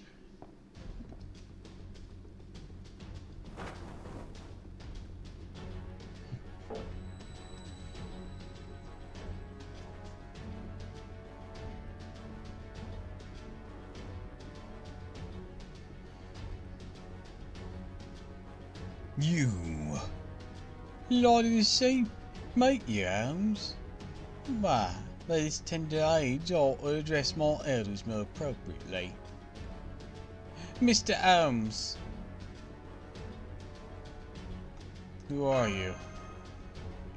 Don't recognise me, eh? Allow me to introduce myself. I see you don't know me. No, my name is James Moriarty. I'm a mathematician, a consultant, and just as you suspected, a fallen disciple.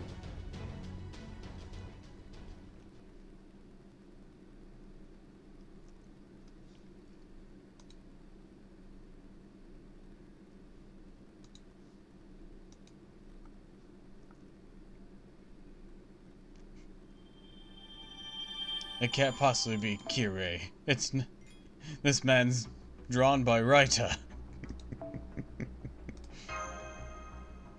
The shading on it tells me everything. The shading and the rendering.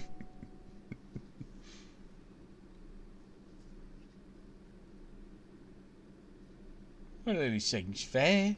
My other chef's also drawn by Raita. Upon entering summons, I was greeted by a being of unfathomable scale. Oh, I see. Soon I understood everything I needed to do. both the knowledge that flowed into me and the power I now commanded told me all I need to know about who I am. Very well then, I'll gladly follow those orders. I am James Moriarty, Napoleon of crime and foreign disciple, and I will do exactly what I'm meant to.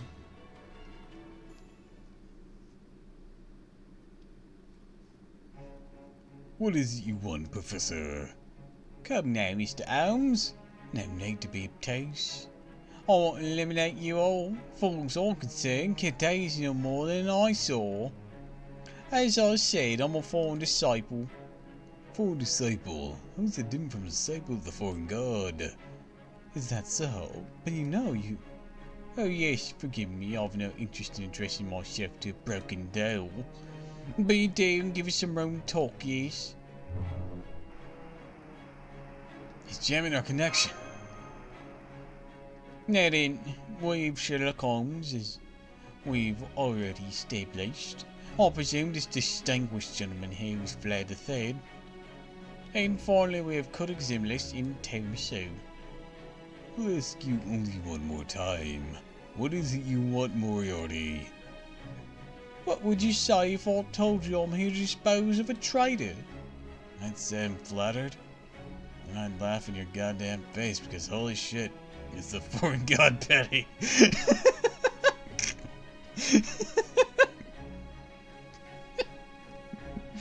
I love that. High five! No. Damn. Well, that's not why you're actually here, is it? Of course not. Foreign God is no interest in you whatsoever. Imagine my relief. But Mary, you don't even qualify as a traitor. Foreign God's only ever interested in Cristeria Woodmine and Cristeria Woodmine alone. And the rest of you were just a toy prize in a box of Cristeria flakes.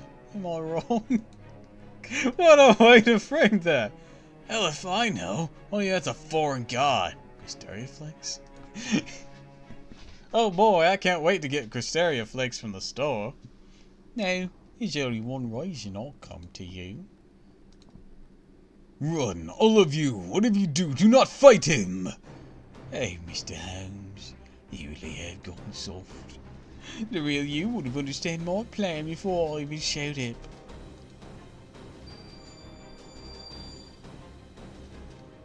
Kazilike, bay! Hey, I know I've got him, but he's still unarmed. is that old Vlad the Impaler can muster? As a foreign disciple, I've been given two abilities. One of them is, frankly speaking, unimpressive. But as the saying goes, it's not the size, but how you use it. He took Vlad's normal phantasm head on, he's not even scratched. What the hell kind of abilities does he have? Based on the data they showed me, must have some kind of divine spirit ability. It's like Limbo or Muramasa. Come on, Kodak, think. We can figure this out. Moriarty's completely unharmed even though Vlad hit him dead on with the noble phantasm. Now that he instantly recovered, it's more like he was never harmed in the first place. I can't be certain, but I won't figure this out. I won't be able to forgive myself. I'll confess I don't relish the idea of relying on another power to destroy you, even if that other is a god. I apologise, that was a lie. He's actually exhilarating. You're a great asshole, aren't you? Word. I see, so even though I attack him, it's all for nothing. That ability of yours. Can't figure it out, can you, Mr. Holmes? In fact, you can't figure out a single thing about me. I'm afraid a roast doesn't hold true. I can tell exactly what you're thinking and how you act. The difference in our power couldn't be more pronounced. I can do anything I like to you, and you're helpless to stop me. And no, you don't! Nice try. Why is he trashing Vlad's head?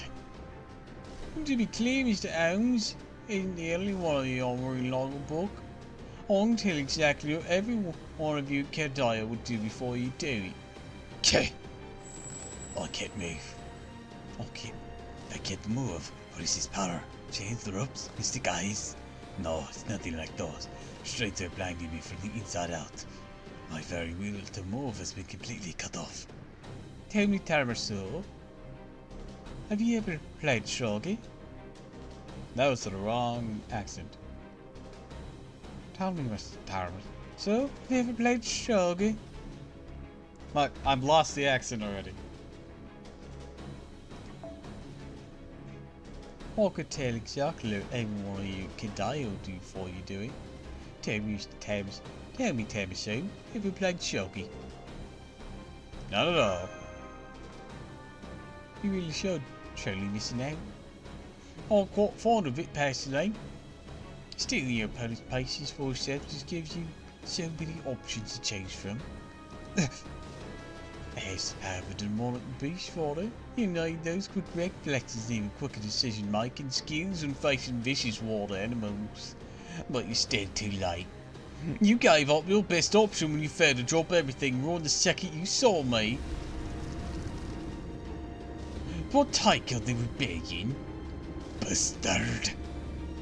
I don't know which ram you'll end up choosing, but I do hope you'll make a name for yourself there, here in Romania. Come flood! Stay back. This is bad, very bad. Rebel. Now I see. That's what happens to our servants. Detective! Come blood. I'm about to change sides and rebel against humanity. I can never tell what fate will have in store for you. You must accept it all the same. However, the one thing I hate more than anything is being forced into another's bidding. Or 'cause I can't pay. Who the fuck does that? Thought you could read him like an open book. It seems Samran, most prominent servants have already gathered stronger spies than I expected. I'm losing the accent I had. Why am I giving him this one? This is the German one.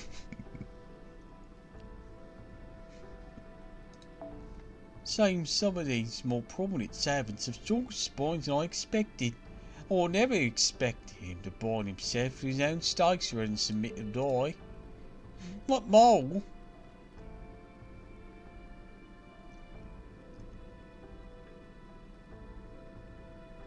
It was a tactical masterstroke as well. Gave them time to flee when he used his new phantasm. No, even before he did so. So he abandoned one of the seven to save their own skin. No, right. One of them shouted something about coming back to save him later, didn't they? No matter. I'll just have to go after them. Although... You there, servant! Who are you? Oops. Took a little too long here. Still, that did buy some time. Now it's just a matter of finding out where they ran off to.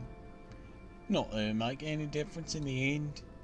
Not when the revenge, restatement and righteous realms are still rebelling against proper ministry. What are you talking about? Oh yes, my apologies. I hope you forget everything you saw here. All in simpler terms. No.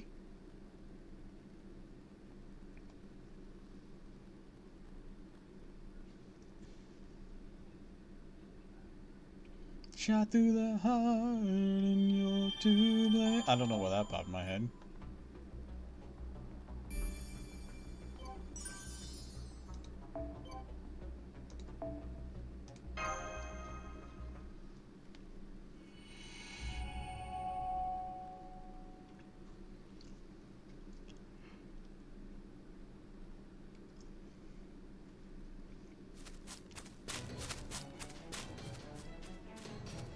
There, I see them!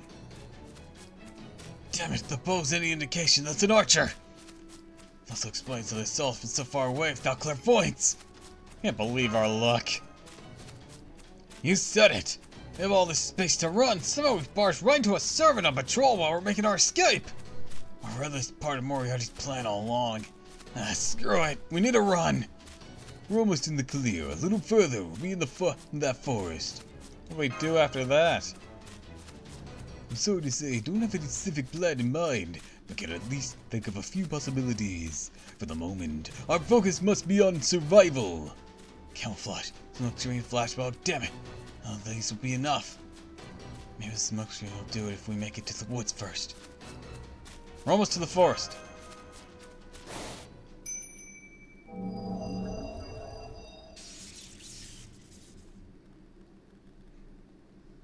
My. This won't do at all. I thought we'd have more time before the people of proper human history showed up. I must say, this does take me back to the time of Three Kingdoms.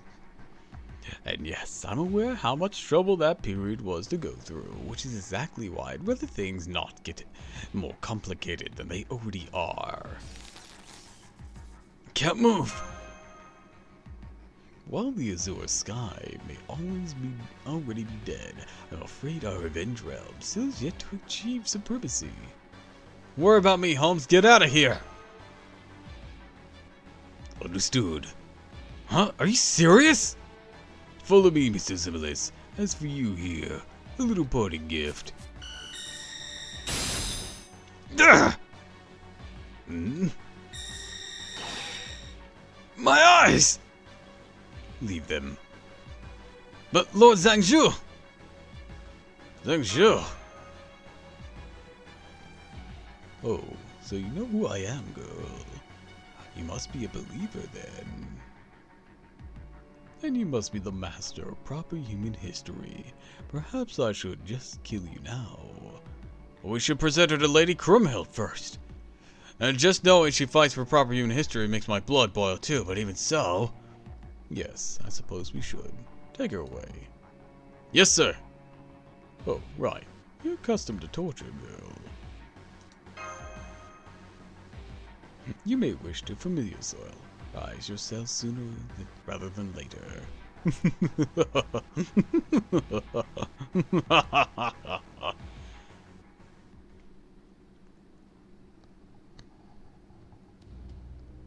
Seems we managed to shake them off for the time being.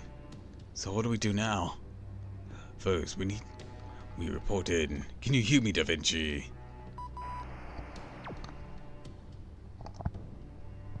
Loud and clear. What in the world happened over there? Well... Blah blah blah blah blah blah blah blah blah blah. We're fucked. Blah blah blah blah blah blah blah blah blah blah blah. We're so boned. Blah blah blah blah blah blah blah blah blah blah. Blah blah blah blah blah blah blah blah blah blah. Oh no. No! I'll sit up right away. Please prep the race shift for me. Wait, Matt, stop. The Orntrix isn't ready for action, remember? But if I don't go now, they'll kill. I agree. It's a disaster. No matter how you look at it. If the Orntrix isn't exactly tip-top, we need to get her out of there ASAP. No, I can't sign off on that plan. Yes, Tiramisu's invaluable to us, but so is MASH. I absolutely cannot send her into battle with the Orntrix in its present state. But... MASH, calm down. Take a look at Tiramisu's vitals. What do you see? Okay, I can see all her vitals are still trackable. So we know she's still alive. How's she doing mentally? She's obviously a little concerned, but all still within standard tolerances. So then she's not worried about dying, right? This instant. I'm also against sending MASH out a hastily improvised rescue mission. Accordingly to Sheva's future observations, she'll remain alive for at least the next 3 days, 7 at most, even if we do nothing. I see. Well, Shiva's never been wrong before. That's what it's telling us. Right, we may not know the exact situation, since we're only able to see bits and pieces of it, but we do know she will remain alive. So it all comes down to what we make of this situation, huh? What's your take on it, Holmes? Mr. Masu will be safe for the time being. They won't miss a chance to question her and learn what she knows. Even if they do decide to kill her, it won't be without due process. That may change if she refuses to cooperate, but I very much doubt that will be the case. Have all three of you sure about this? Absolutely sure. Mash! Yes, Director? You will not be reshifted anywhere until the Orntrix maintenance is complete. Prove the damaged things are alive and well, may dangerously foolish to send you to battle with damaged equipment. Said she'll be safe for now. Just make certain we give all rescue attempts the best possible chance of success. Understood. She will be okay, right? Only Tiramisu, definitely. Just look at how many times he's already cheated death. And you don't think there's any danger of that, given her misplaced sense of invincibility? If the comms interference ceases, we can try negotiating with the captors ourselves. Out in all the cards, and can we possibly negotiate? We use the most primal and effective negotiating tactic of the time. Begging for her life. Alright, let's call that Plan B. Right now, I need something to calm my poor stomach. Plan B. For plan begging. So they didn't scold you? Oh, the director gave me a richly deserved earful. So what do you do now? We gonna go rescue her? No, and we'll be throwing our lives away if we tried. Do you see that, Castor? The Taoist? I don't know much about Chinese magecraft. Nor do I, but I did recognize this reference to the azure sky already being dead. It's from an ancient Chinese manifesto. Goes on to say the yellow sky will soon rise. The yellow sky in this case refers not to the actual sky, but the leader of a certain religious sect, known far and wide for its exceptional skills in Taoist arts. This leader of legendary Taoist was named Zhangzhou. His sect name was Way of the Tangbing, or Great Peace. As such, as long as he's around, it'll be next to impossible for us to sneak in undetected. Taoist arts, huh? Also commonly known as sage arts, I only know of them on a superficial level myself. But suffice to say, charging into his realm without some manner of advantage would put us in very poor plan indeed. That much I can say for sure. We'll see what we can find out on our end, too. So, what are you guys going to do now? It's a far cry from what I originally had in mind, but I think we should pay a visit to the reinstatement realm. Reinstatement realm? I mean, that's fine with me, but why? Are you gonna negotiate with them or something? I plan to, yes. There is one thing nagging at me, however. One thing I need to look into before anything else. What's that? What exactly do they mean by reinstatement? Come now. If we can convince them to help us, we will have many more options available from which to rescue Tiramisu. Yeah, I guess you're right. Let's go, Kodak. We've no time to lose. Okay.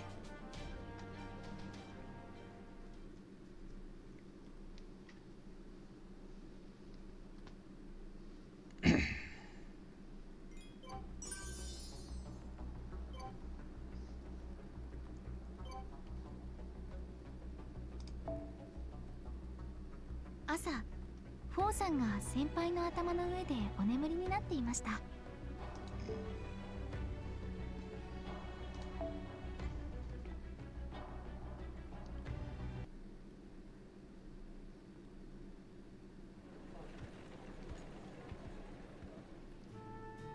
Seems so peaceful out here. Hey, Saber! What? What country are you from again? Come on, man. How many days have we been in the same squad now? It's gonna take for you to remember. I was in the 100 Years' War, so guess where I'm from. My name's, forget it. It's not like you'll remember. You're from Sicily, right? Well, you remember it. Yep, I sure am. Home of the Mafia. Mafia's a good few centuries after your time, isn't it? They still got my blood running through their veins. How about you, Watcher? Never teamed up with us before. Where are you from? I'm one of the Knights of Fianna. My true name is... Don't bother. No one's gonna remember. Around here, we all just heroes and servants. Share your true name today, not tomorrow, like so many others. What's the point in telling anyone? Only ones worth remembering are the three servants who've been around since these realms were established. One of them, our own Lord Zhangzhou, a great teacher. The other, Lady Crumhell, Queen of the Revenge the whole realm was named after. And the third as well. Never mind the third. Only one. The only others may worth remembering are currently making a name for themselves in the battlefield. Not too long ago, there was Billy the Kid, Tori's Outlaw, Edward Teach, the Mad Pirate, Kyoji Kyoyo, the out-of-season Flower, and Frankenstein, the artificial berserker. There's been a few others who found brief fame, but they all died in battle, by their own hands, or who knows what. Anyways, if you want anyone to remember your true name, just have to fight hard and get promoted. I know that. Glory in battle's the highest honor for a warrior can get. That's the spirit. Sounds like there's some servants I know here. Hey, you. Yeah, you. Now go ride in my chariot. Me? You're not a servant, are you? I can tell. Something different about you. You're not a civilian either. You're way more surprising if you were. Must mean you're a master, am I right? I knew it! So where are you from? I can't quite place you. You know, there's a servant in another brigade who kinda reminds me of you.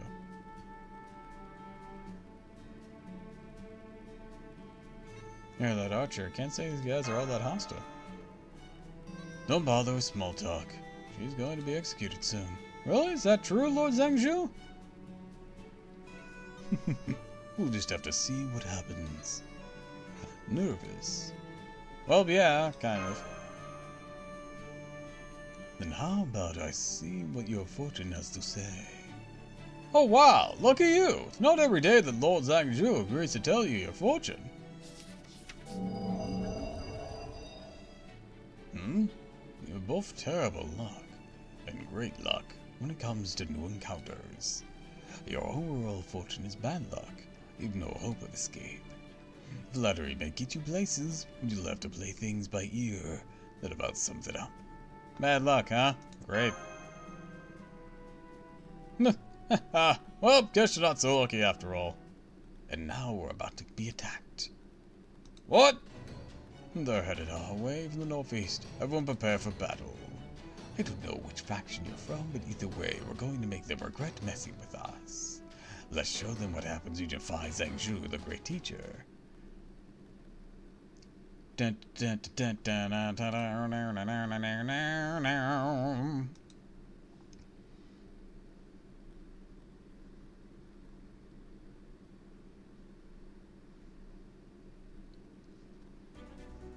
天下太平への道筋じゃ。All right.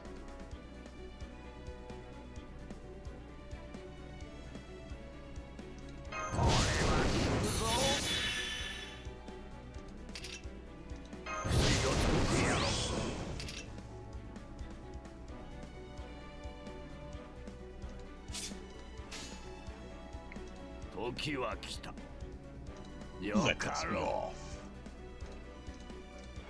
黄色いのはないんかの。よかろう。 Be gone.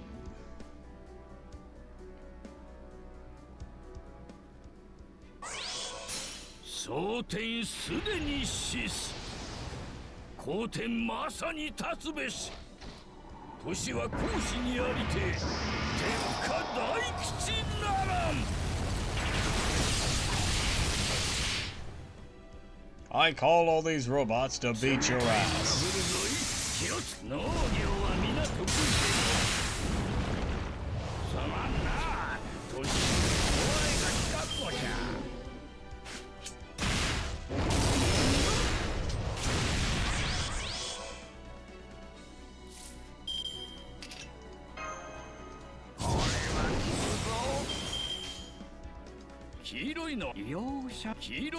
Oh! Mighty Chain!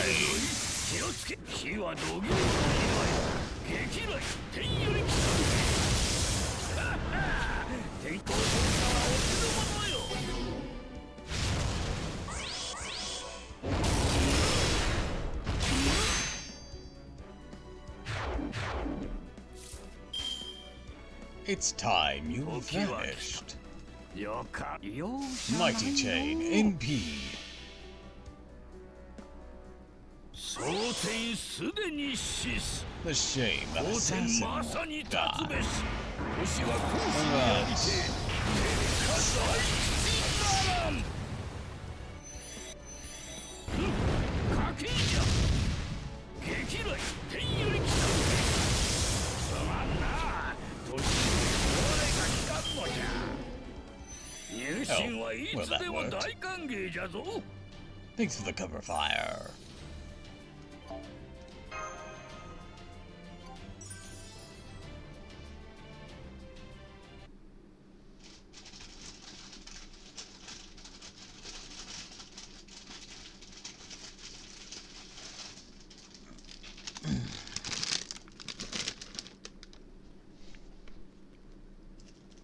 We got them, Lord Zhangzhou.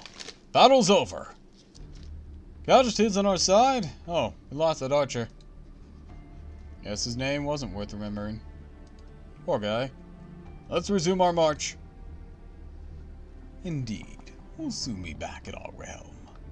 Grimhild's realm, the Revenge realm. Revenge realm. Take a look at the sky, Caldane.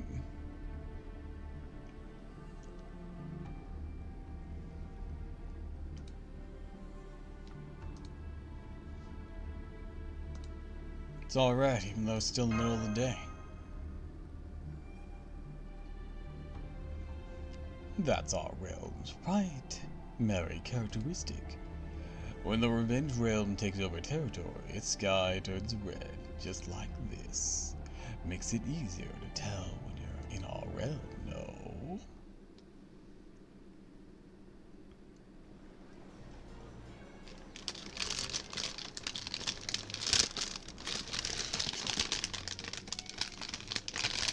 Water class of Scouting Patrol 1 reporting back. I have Doritos. Let's take a look.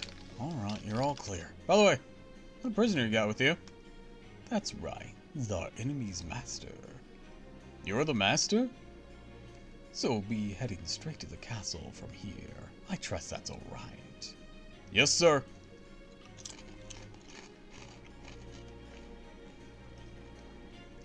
You can stay here, Saber.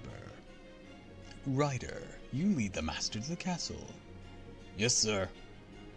Make way, go on, move!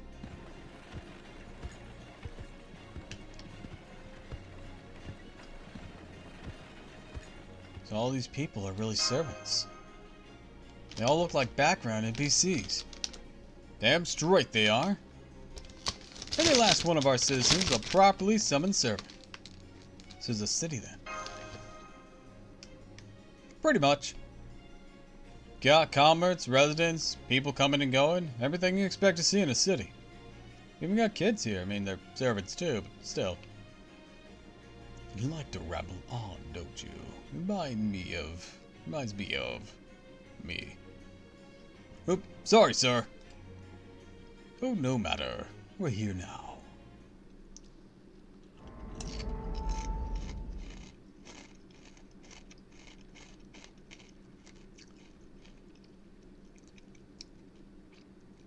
I'd keep quiet if I were you. I'd rather not have to hurt you. My queen, you captured the Master of Chaldea. Have you now?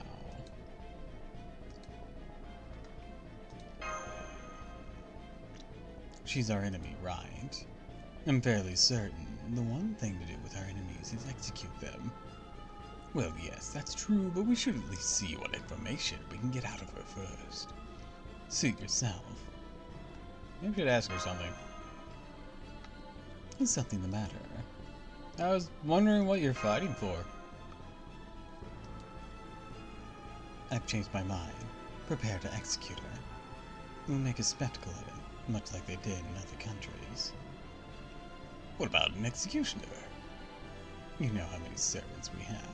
Must be at least one who can fill the role. Well, I suppose I could look for someone from the Sanson family or one with the connection to guillotines, then do that. As for your question, we're angry. We know that our anger is morally justified. Each of us have chosen to rebel against proper human history. I will have my revenge. Revenge upon this entire putrid, abhorrent, arrogant excuse for history. Revenge upon the story that plunged me into the bottomless depths of despair. That's why you want to destroy it. You think revenge is ultimately pointless, empty. Not at all, in fact. It's anything but.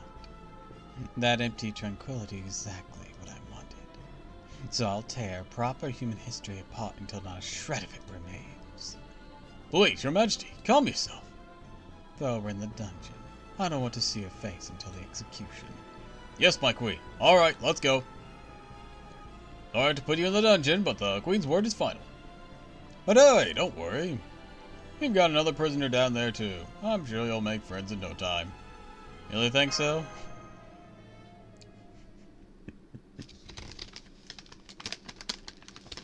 Alright, you just stay. Hey, put. No making any trouble. Got it?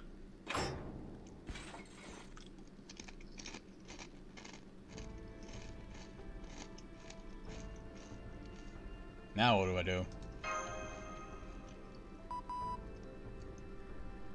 Figures. These things never work. We'll make a spectacle of it, much like they did in other countries.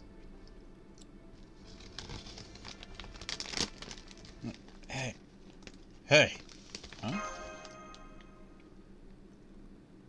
Hey! Hey! Can you hear me? Who are you? Oh-ho! So you can hear me. Great! Man, I haven't had a newcomer join me in forever. How's it going? You okay? Not really. Well, that's too bad. Hang on. You're not a servant, are you? I'm a master.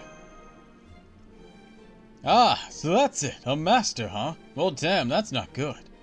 Well, I'm pretty minor servant. For one thing, I'm super weak because of reasons. You're weak? Yeah, if I'm being completely honest right now, I'm even physically weaker than your average caster. That's bad. Are you okay? Nope. Why do you think they've got me locked up in here?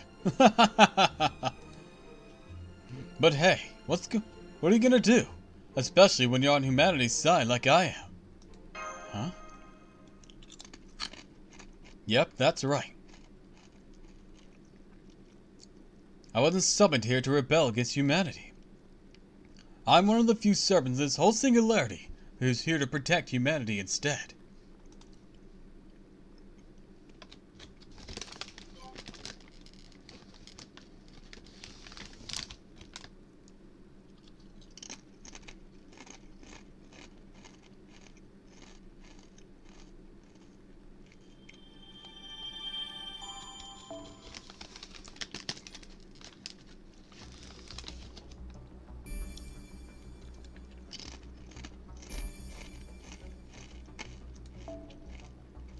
朝、モーさんが先輩の頭の上で小さなことから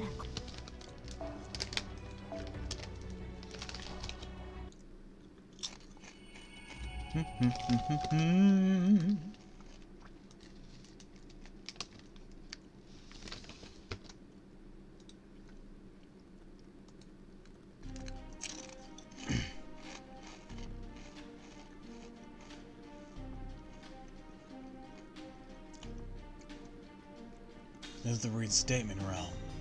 I confess, I'm somewhat disappointed by the ease in which we have made our way in. I'm expecting something more along the lines of an impenetrable fortress, but this is... Come on, Sherlock, snap out of it. Do not let the professor get in your head. Now is the time to be fully awake and alert, not to doze off as though you were taking a nap. An impenetrable fortress, huh? You might be right. Some parts of the city remind me of the holy city of Camelot. Da Vinci. We're here, but we're sticking to audio only. Everything good?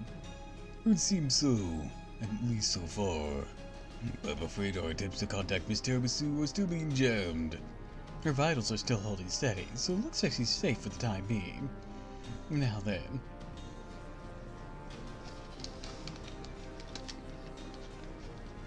I like these generic looks they have for these servants. Honestly, it's still kind of shocking that every one of these people is actually a servant. Like they're buying in bulk some kind of servant warehouse. That one French, that one of those most likely German or Austrian. Can you tell their true names? I could make an educated guess about some of them, but more importantly, is there something else that has come to light? An extremely bizarre fact pertaining to their summoning. What's that?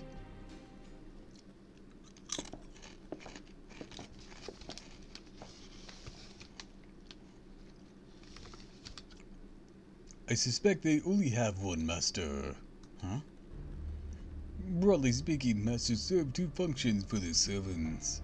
First, they serve as an anchor for which keep their servants bound to the modern world. Any master with suitable magical circuits will serve as that function. Like tiramisu. Precisely. This is the main role we expect of Mr. Tiramisu. The other major function of master serves as the source of energy as their servants require.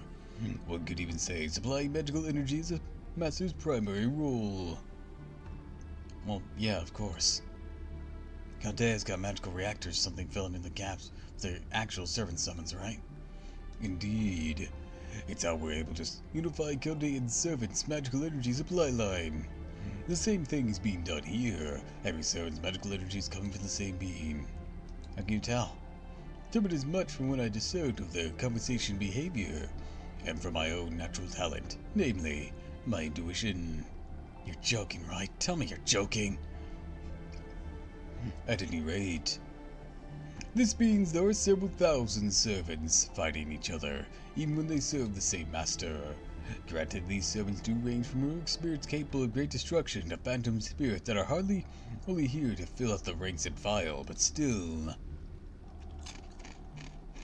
that's not possible. You're correct, at least in the conventional sense. If they did have the same or similar systems as Caldea, they would still need an incredibly powerful magical energy source on par with a magical reactor. Singularity magical energy sources are pretty much always holy grails, right? Never heard of one being split into three. Indeed, it cannot be split. Still, what I really want to know is, why are they doing this?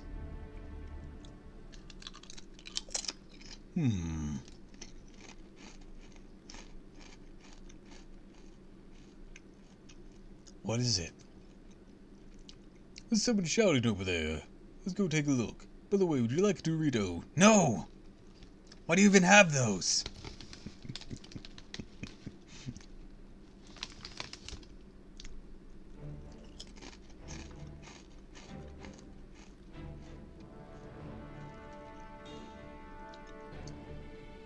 The 17th Brigade Iron Finger engaged a portion of the Righteous Realm and forces in battle. The enemy retreated immediately, leaving us 0 casualties.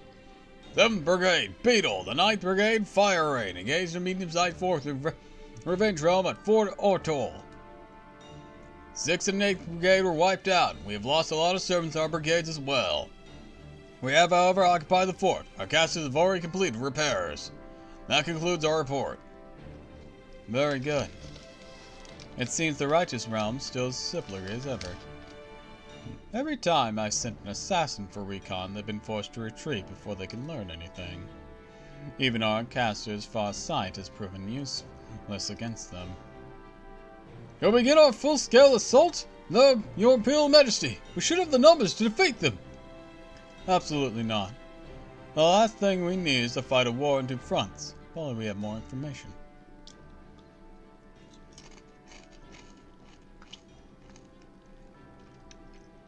Think that's the ruler here? It would seem so. We should make him Constantine the 11th.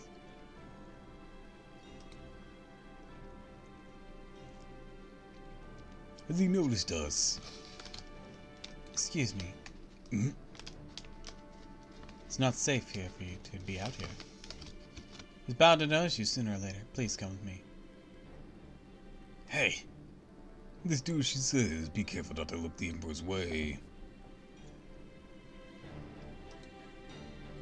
Is something wrong, my liege? No, it's fine. How about the other new report you had for me? Oh, yes, liege.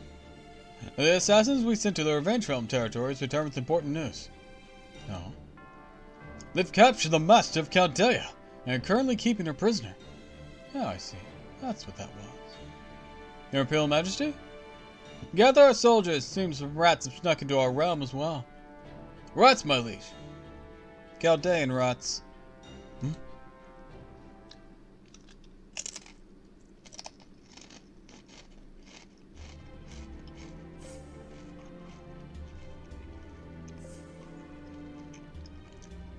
Okay, we should be safe here, at least for the time being.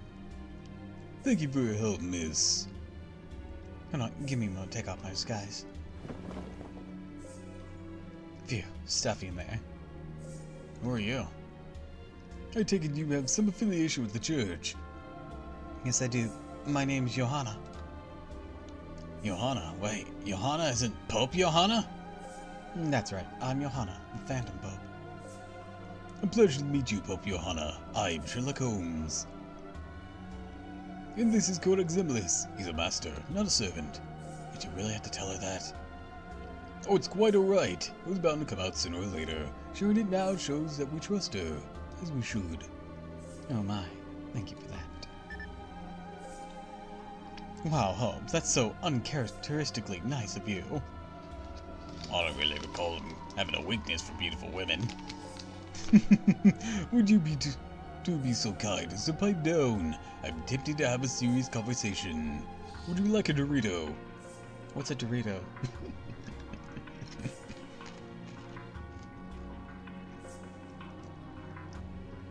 So I gotta ask, why'd you save us? I mean, you're on their side, right? No. By rights, I should be opposing you. It's my duty, really. But I simply can't stand that sort of thing. So, to what sort of thing do you refer, might I ask? Killing, hurting, deceiving, all of it. And poor excuse for a hero, I know. Not at all, fair Pope. This goes to show how inherently noble you are.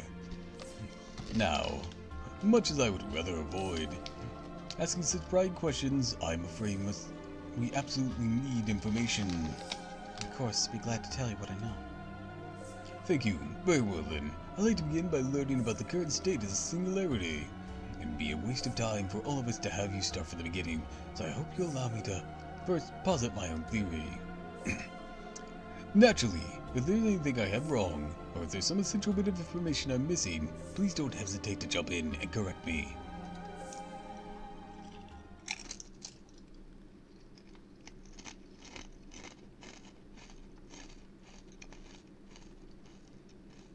Alright.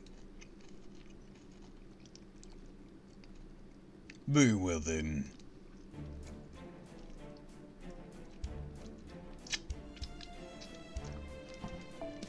There are 3 factions warring for control of this singularity, each of which possess territory they call realms.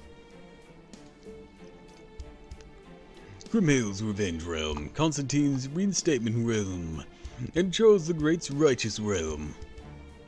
But this war is solely a power struggle. Perhaps it means to be an altogether different objective. The singularity must be repaired, because every one of its heroic spirits are rebelling against proper human history. Yes, that's all correct. I presume they're all fighting over holy grails, though not just one. One alone wouldn't be sufficient for all of this. I suspect there are 3 holy grails here, one in each of the realms, and each realm's attempting to claim the others for itself. It's little wonder every faction is competing for such valuable objects. 3 holy grails? 3 sorts of magical energy here?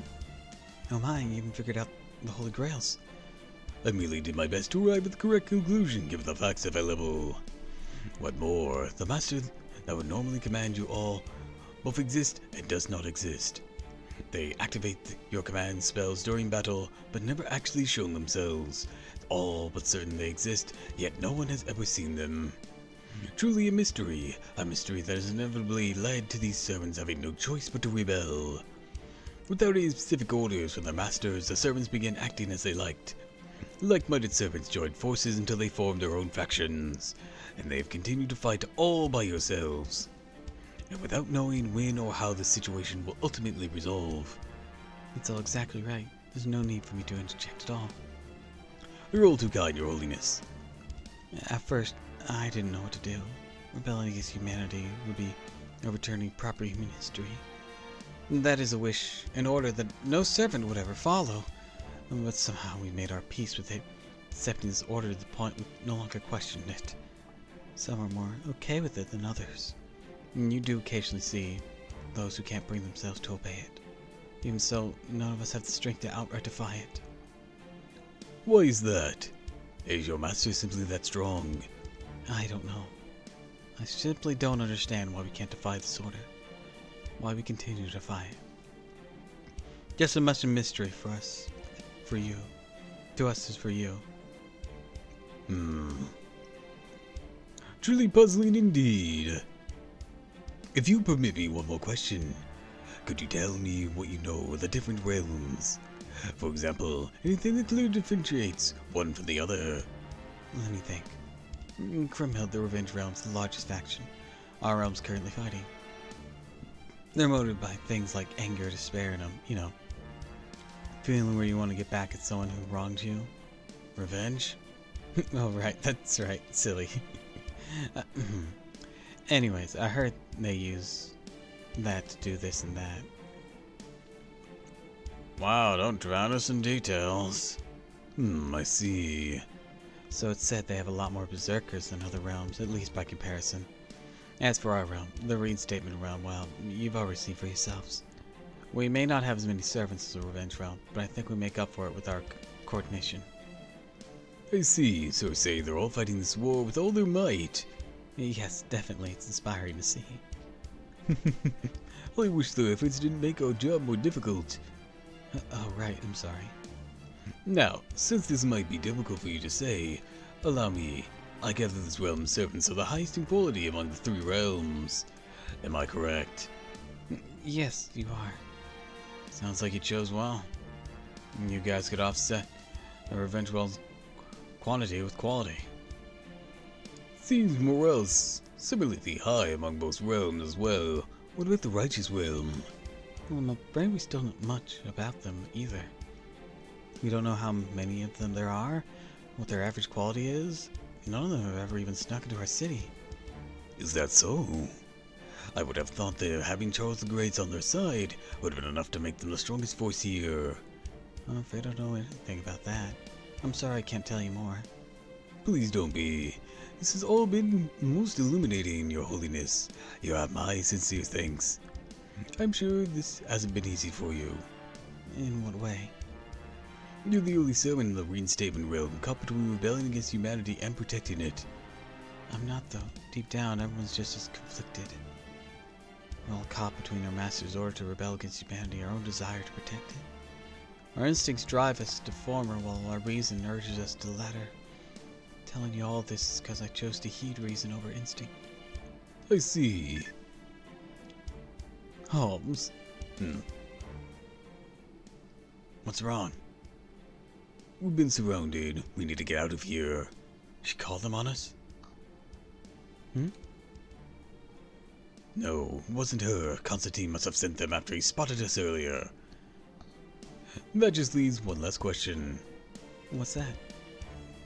Are you the reason this realm is named Reinstatement? Another time then. Now, if you'll excuse me. Ah! Why, you... Wait, But Lady Johanna! don't bother going after them. I got a full picture of Chaldea's situation. You don't need to be worried about them. I see. So you didn't betray us then. What would I have to gain for doing that? True, you certainly don't have anything else. That's exactly why it's the reinstatement realm. I'm sorry. Guess I let my nerves get the better of me. It's alright. Appreciate how devoted you are. At any rate, seems Chaldea is even more understaffed than we thought. Yes, they have one servant, Sherlock Holmes, one master named Codex Symbolis. And so far as I could tell, no one else. I suppose dealing with them can wait until later. I agree. So, Sherlock Holmes, huh? Surprised they sent in a detective from pages of fiction rather than history. Oh, I'm sorry, I didn't mean to insult your holiness. It's alright, I know you didn't. Good. Alright, Your Holiness. Would you come with me to the castle? My subordinate's been waiting to see you. Yes, of course. Let's be on our way. Agreed. Should I sing a hymn or two? Maybe some other time.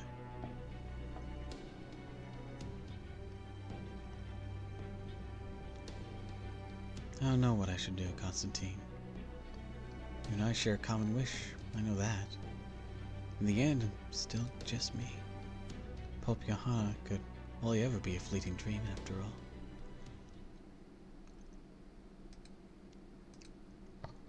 Running! We've got you surrounded! Come out with your hands up! Never!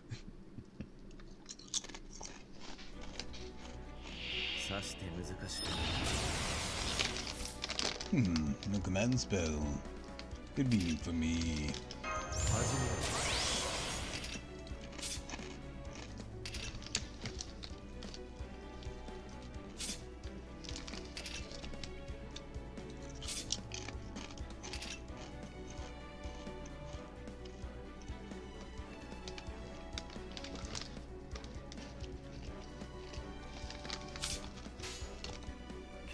So, 構わない。クール。面白い。実に興味深い。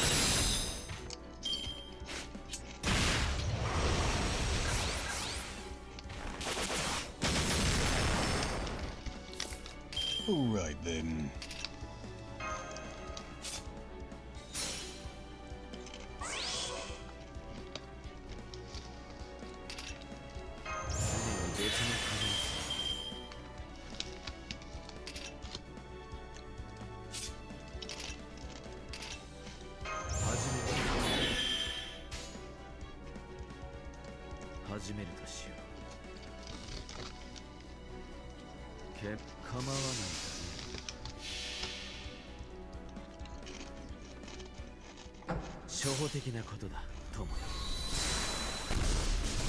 Elementary might be once.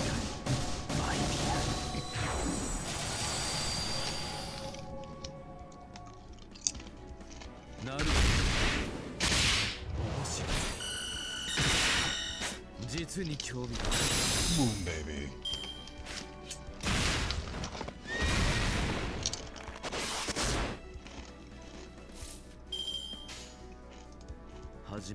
I'm afraid my capabilities snowball.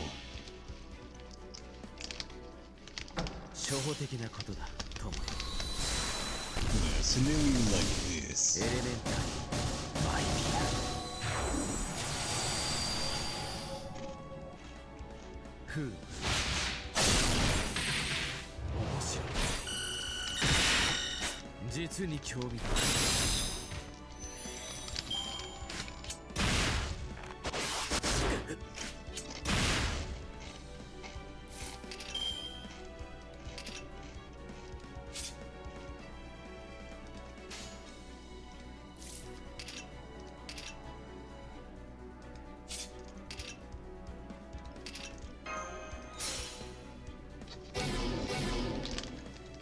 Excellent.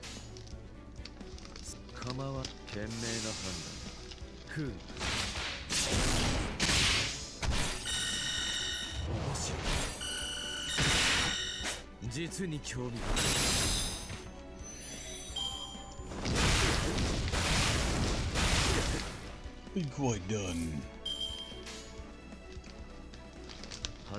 Because I sure am.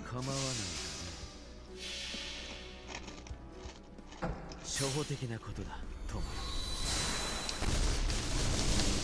エレメンタルマイピア。なるほど。面白い。実に興味深い。And that's a wrap. 明白な事実ほど誤解を与えます。勝敗。Way to go, Holmes.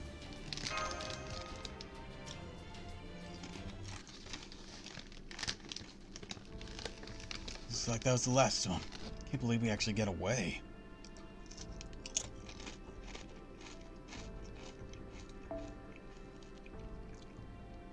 only because they were trying very hard to capture us. I suspect Pope Johanna has something to do with that.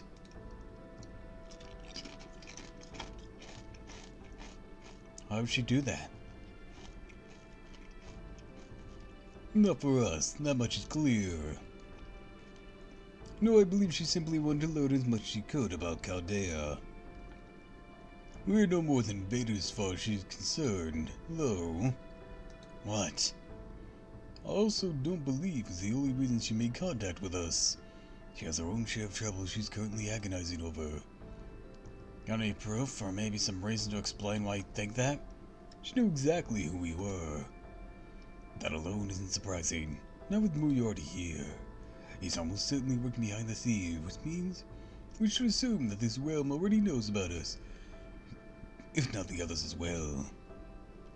Yeah, fair point. There's all sorts of ways Moriarty could feed them information without them ever having to show himself. Which just leaves one question. Brief though my conversation with Pope Johanna was, I could tell she is both intelligent and sensible. So what could have made her think she'd have a chance of extracting information from me? Cocky as that is of you, you're not wrong. Good point, thinking the same thing. If I were against you, Holmes, I'd be worried about giving up information if I tried extracting it from you. Precisely. Let us say for the moment that she came to us alone and tried to extract information from us in the guise of offering assistance. That act itself is so bizarre it defies conventional understanding. My reputation precedes me after all, so instead she was likely pretending to try to get information out of us while actually feeding it to us? Correct. In fact, she may even sincerely believe her actions are not in conflict, that she was merely doing her best to aid her realm. But that cannot, logically speaking, be the case. Perhaps it was her duty as a guardian of humanity that drove her to act, perhaps another emotion altogether. Well, either way, at least we made it out of there. So what's next? What else? Keep on investigating the Singularity. Ahem. What we learned about the range realm? Nothing, Holmes. Could do that on his own. As such, our current priority is gathering more information. Want to resort to Singularity? That should give Tabasu the opportunity to come back to us. Director, Of course. No question in anyone's mind that Tabasu is essential to our combat capabilities. Therefore, I'll put together a plan to rescue her from the revenge van once we have sufficient information and allies. We will discuss it further then, and only then. Any objections? none at all. Agreed. With that right factors in place, mounting a rescue would certainly be within the realm of possibility. Got it, so our next move then, Holmes. We're not going to the revenge realm then. The righteous realm, of course. Are you serious? I mean, we're talking about Charles the Great here, right? Do you think Rumil, the queen who's named her realm for lust for vengeance, would be more amenable to peaceful discussion? Well, no, but... Let us be on our way. Mind is only speculation on my part. I suspect Charles's realm's the only safe haven in this entire Singularity.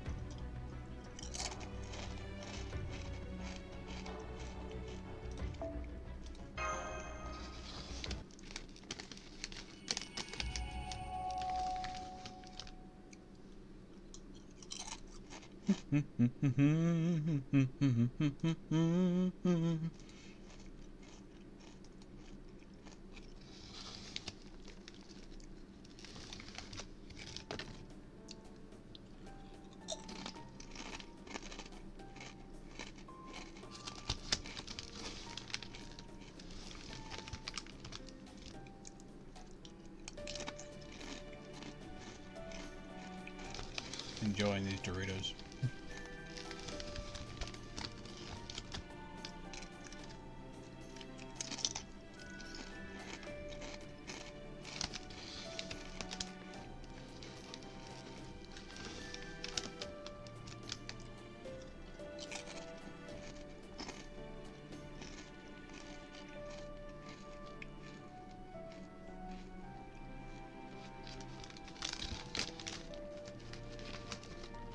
They're Cool Ranch.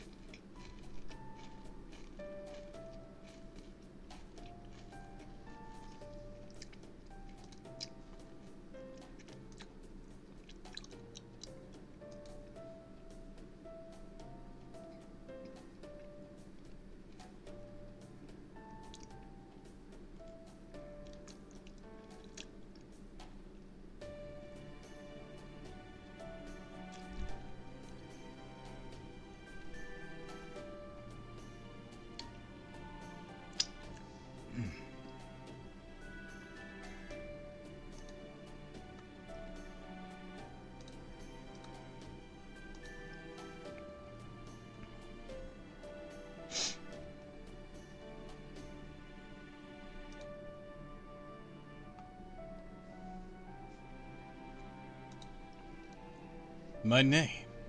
What should I say? I'd hate to get your hopes up only to let you down. Why would I get my hopes up?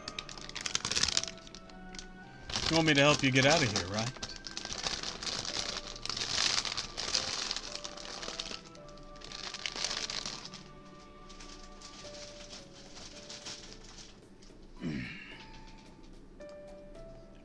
Oh yeah, that'd be nice. Of course you do. It's only natural. But I can't. Really, I'm just as much of a prisoner as you are. I don't have any magecraft or skills or noble phantom to get us out of these cells. Whole lot of nothing. You okay? That sounds pretty rough. I guess I'm technically doing alright, but... Well, you know how there's some noble phantom involved blowing yourself up? That's basically me right now.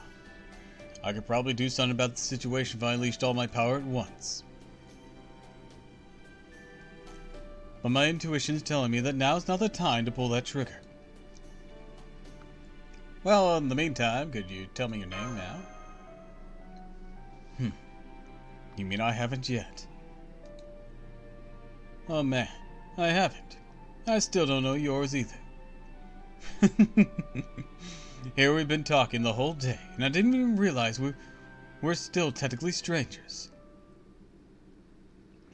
Well, it's been an entire day. Hey, are you okay? Aren't you hungry? No way, you need water. I think I might have been in worse shape than I thought. Crap, you're not kidding. Hey, guards! Anyone! Girl needs help. Can't last much longer.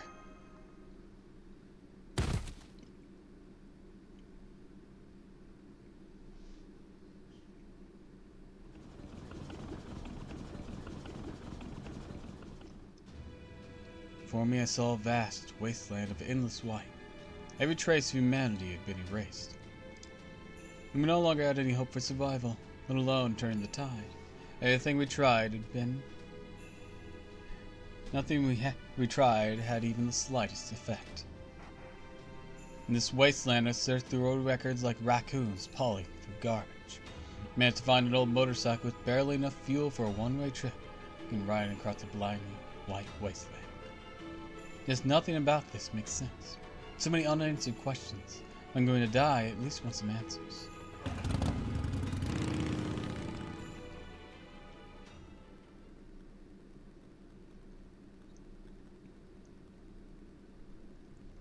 A dream? Somehow I don't think so. Oh, are you awake now? You okay? Can you get some water down? Oh, no, that was me. Can you get some water down? Thank you. Oh my, how polite. What a good girl you are. But where are my manners? I still haven't introduced myself yet. I'm Salome, daughter of Herodias. Nice to meet you, Master of Chaldea. You must be hungry, right? Well, that's fruit. Well, there's fruit. Like that. We have apples, oranges, plenty of others too. I really like oranges myself. We don't have them when I was alive, but they're great. Remind me of the sun. Oranges are pretty kick-ass. Grapes are my favorite, though. Actually, no, pineapple's my favorite, followed by grapes. Oh, good. Glad you like them. But this still isn't enough, is it? You probably want meat and fish and bread and stuff too, don't you? No, I'll bring you some later, if you do something for me. Is that okay? As long as it's something I can do. Ah, yes, of course. That's totally fine with me. Okay, so I want you to tell me about yourself. Because you see, every servant here is the same. They're always fighting and killing and fighting and killing. And they're not doing that, they're winning and losing too. Yes, there also came from stories and legends as people who forged their own paths through time. And yet, they're all really wonderful people. And they're all super amazing too. It's no wonder each of them made history. Shame there aren't many like Jokoma. But there's still all heroes. Maybe there's lots of heroes like Jokama in the reinstatement realm. Just noble and holy. Oh, but I'm getting distracted. I'm sorry. You're not like them, are you? You're not a hero. You're not a servant. Really, you don't seem amazing at all. Please tell me about yourself. Please. Just want to hear about you. I don't care what.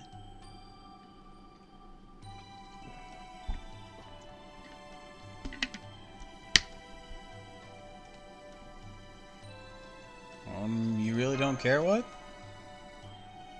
I really don't.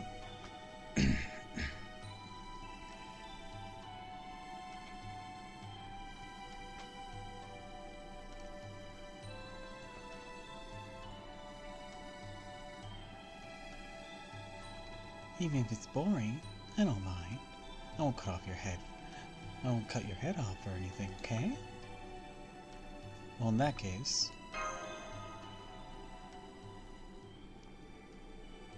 And that's the fate timeline. Oh, God.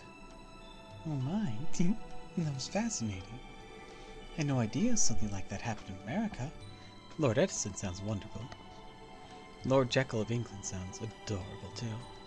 Still, neither of them seem very Jokama-ish.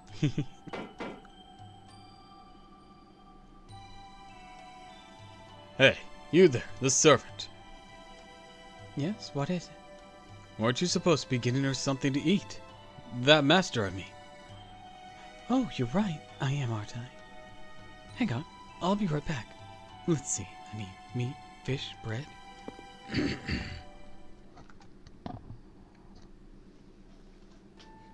Hey, are you sure you're okay? I'm still pretty hungry. Besides that.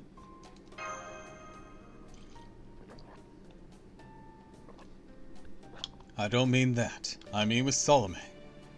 I mean, you know what she is, right? She's a berserker. An innocently cruel girl who wanted John the Baptist's head. Like a walking disaster in servant form, she might decide to kill you at any moment. Doesn't that scare you? Not really. Besides, no reason she'd want my head. Yeah. Guess there's one way to approach things. That's one way to approach things. Whatever. You know, you're pretty awesome. Think so? Yeah, I do. Sorry if you don't agree. Is that Salome? No, it's not. Ah, damn it. Listen, Chaldean, don't worry about looking bad here. Just whatever you do, don't fight back. There you are. Been a while, hasn't it? Anyways, it's time for your torture. Have to torture me to execute me? If you're going to execute someone, wouldn't you want to find out what useful things they know first? Hey, sure is a good idea. Sure seems like a terrible one to me. Who said that? Oh, it's you. That mean you're willing to be tortured in her place? They'll help gladly. My, not even a moment's hesitation. I'm afraid that would take all the fun out of it, though. Besides, I have my own thoughts on humanity. You don't mind indulging an old man in his unscrupulous hobbies, do you? Though I'm afraid your answer will change nothing. Stop that, Grandfather Zhangzhu. You can't torture her, okay? No way, no how. Salome, what are you doing here? I'm bringing her food. I just know she still has so many more wonderful stories to share. She won't be able to tell me any if you torture and break her. Yeah. That sounds so enthusiastic. Yeah! Well now. You don't have to torture her, right, Gramps? Oh, alright.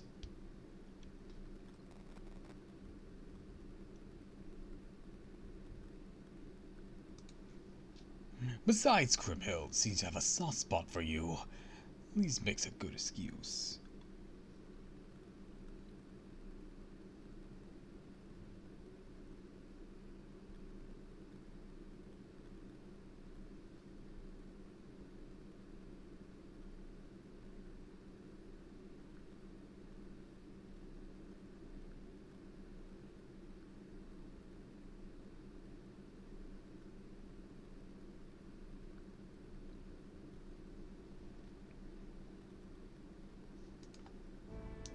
Sorry for scaring you, young lady. If you start feeling sick, try dissolving this charm into water and drinking it. Well, see you later. Oh, right, I almost forgot to tidy up. My, you even cleaned up after me, Gramps. Thanks so much. I'm trying not to die here. You okay? Lose your appetite? No, I sure didn't. Wow. How voracious. It's wonderful. Make sure you eat up so you have plenty of energy, okay?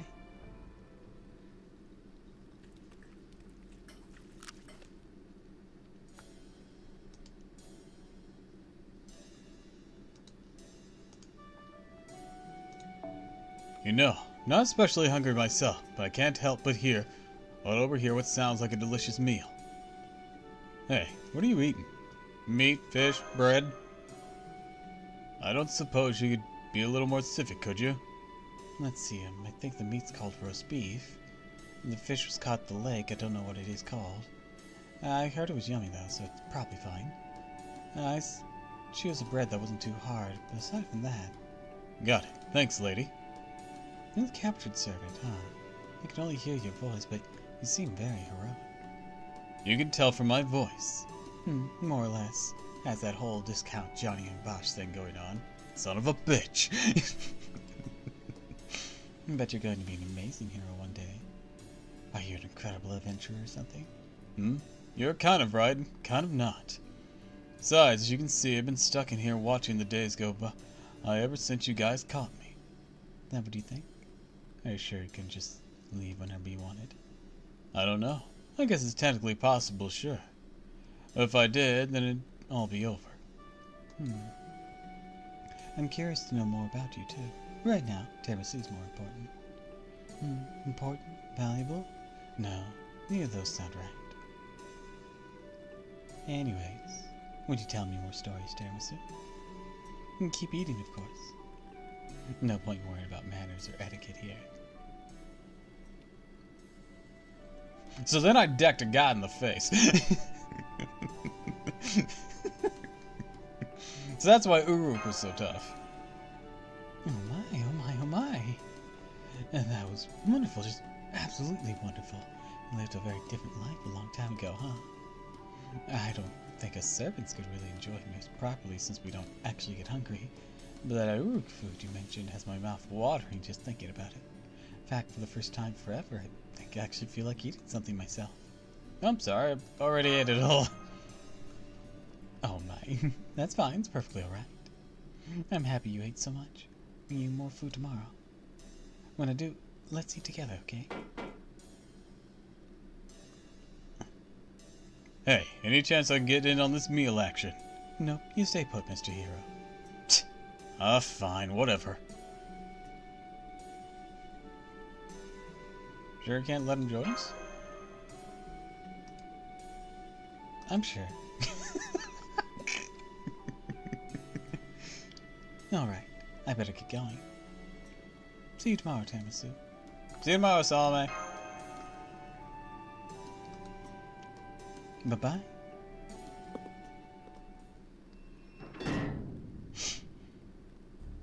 Nice job. I'm sure the meal helped. But are you doing okay beyond that? Totally. I didn't get tortured. I see. You know, pretty sure humans are still supposed to eat 3 meals a day, right? Looks like Salome forgot that bit. That's okay. Hold that till tomorrow. Plus, you still got water. And by the way, just make sure you know Salome's story well enough. Gotcha. Well then, I guess there's nothing I need to tell you. Anyways, now they're all fed and hydrated, the only thing left to do for the day is go to sleep. For those of you who don't know, Salome was the wife to John the Baptist, and she eventually betrayed him for her father's orders, I believe. But the one thing she wanted out of it was his head, after all. All was said and done.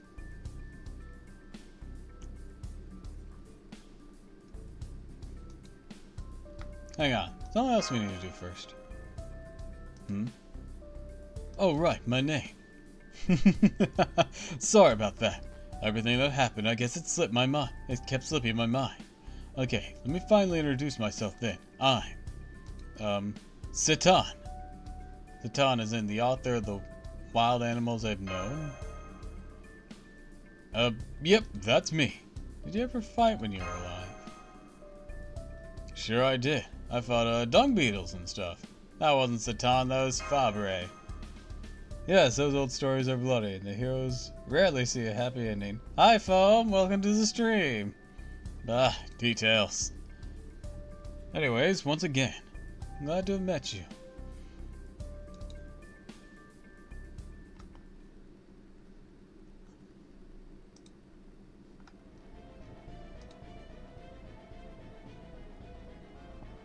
Unlike me. Oh, wait.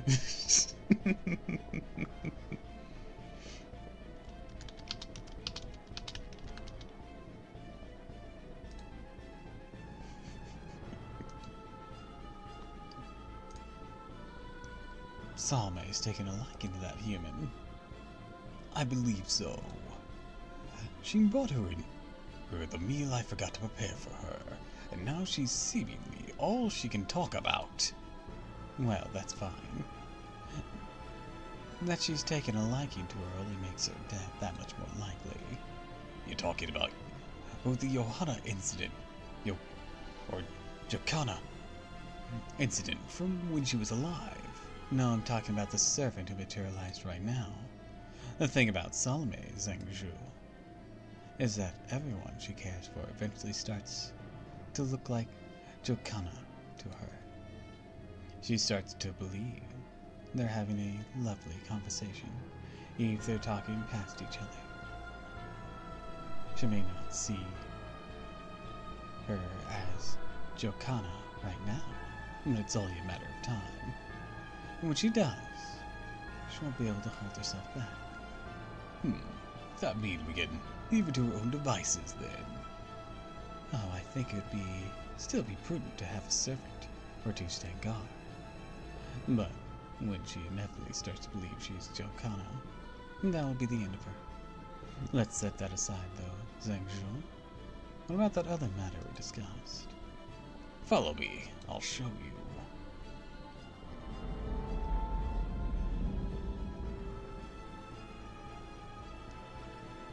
So I ripped this guy right out of a dog event. Can you believe it? Jesus Christ.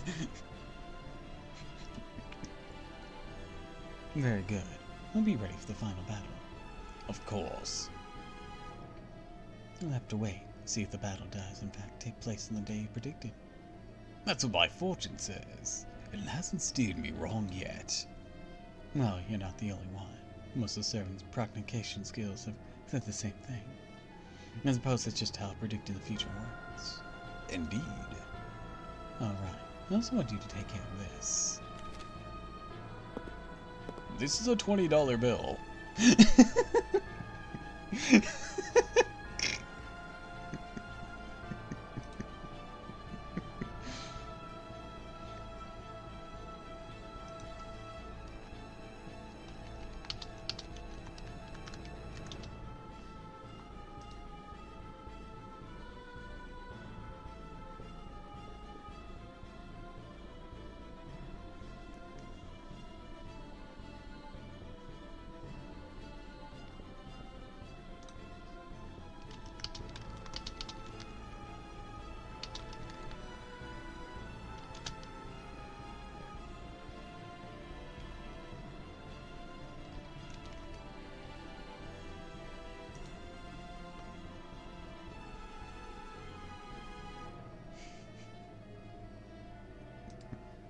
Written orders. It says Lord Chengchu. And just a picture of a butt. A crudely drawn butt. Is Siegfried's butt? Lord Chengchu! What is it? Can't you see I'm busy reading? I find it hard to believe you know who truly understands how incredible this research is. True, she probably doesn't. He is far beyond any normal servant's capabilities. And this could affect the entire universe. And why are you telling me this? I think you should overthrow you-know-who and take the throne for yourself. Oh, do you now? And that's quite an entertaining idea. So you want me to use our research to rebel against her. We're already rebelling against proper human history. What's more rebellion on top of that? Fair point. You once served the nation of Leo, who family established in Bashu, yes? I'm told you also practiced sorcery in secret before proudly unveiling it to the world. I did, sir. Then I have just one more question for you. What do you think of Queen Kriemhild? No, wait, let me clarify. Do you accept her as our rightful leader? Or failing that, do you recognize her power? No, sir, I don't think she's proven herself in either regard. I see. Then I have no use for you. Yeah, get fucked. But why? I don't care whether you're willing to follow her leadership or not. As heroes, we're all egotistical to varying degrees. But what I cannot abide by is a failure to recognize her power. It tells me you're too much of a fool to accurately gauge another's ability. You may be dying, but listen carefully, Craster. Kriemhild is bluntly a monster. Recall what happened after her lover was killed. Her desire for revenge led her to seduce the king of a foreign land, muster troops, and instigate a major rebellion.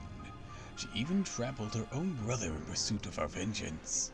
She used the demonic blade she never should have been able to wield to behead her enemy. She may have been killed shortly thereafter in punishment for her own actions, but I suspect she only allowed that to happen because she didn't care about what became of her after she took her revenge. Whether she lived or died didn't matter to her, as long as she killed the one she so loathed. She is a berserker, to be sure, but one blessed with intellect and cunning. How did you fail to see that? Why couldn't you understand? She's been aware of your desire to rebel against her for some time now. She even told me to dispose of you in the written orders she gave me shortly before you showed up. That can't be. Why did you think she wouldn't catch on? It would have been one thing if you kept your thoughts to yourself, but the moment you began preparing, you failed. And despite your preparations, you had no contingency plan.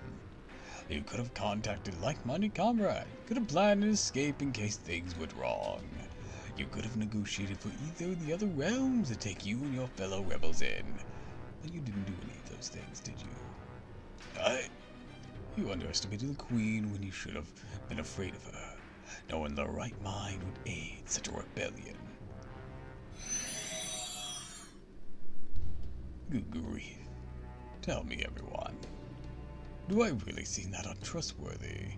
Do I really come across as a scheming old mad who betrays Queen the first chance he gets? Well, yes, absolutely. I was about to make that joke. Thanks, assassin.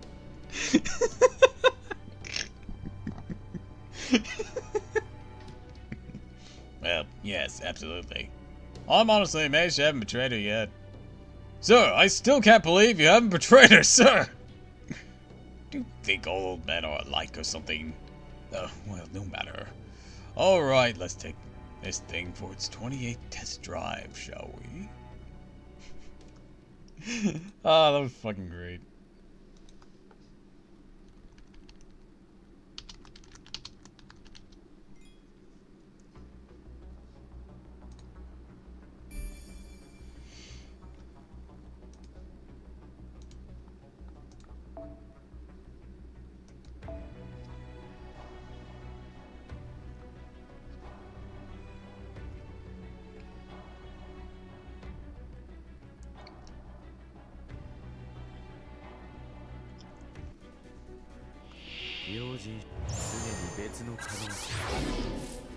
It seems like I still have pests to deal with. What's that timer? Oh, cool. そうか、賢明な判断。ふう。面白い。実に興味深い。Come.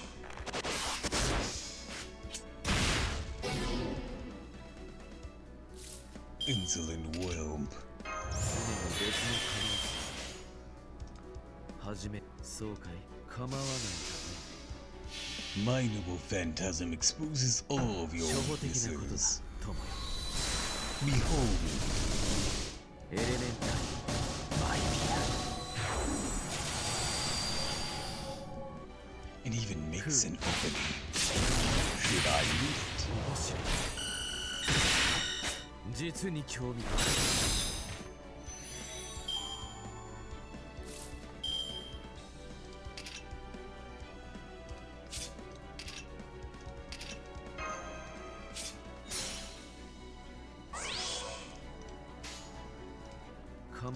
そう、構わないんだね。ふう。面白い。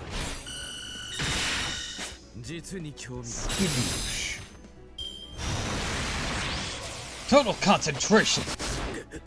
So, bypass the evade I've set, but you won't bypass this. You're going down. 始めると。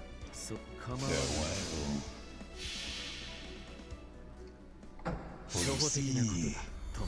my dear friend, it was all エレメンタリー、 elementary. マイピ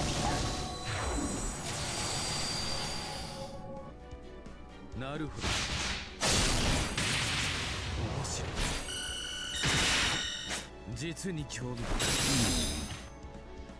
い。明白な事実ほど誤解を与えやすい。勝敗の結果さえ。 Well, that's enough of that.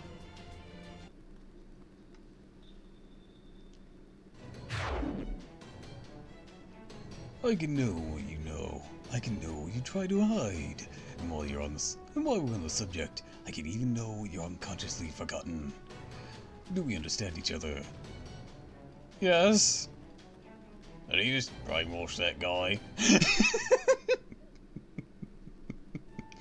That gives us the general coordinates for both the Revenge Realm and the Reinstatement Realms. By extension, we now know where the Righteous Realm must be as well, at least roughly.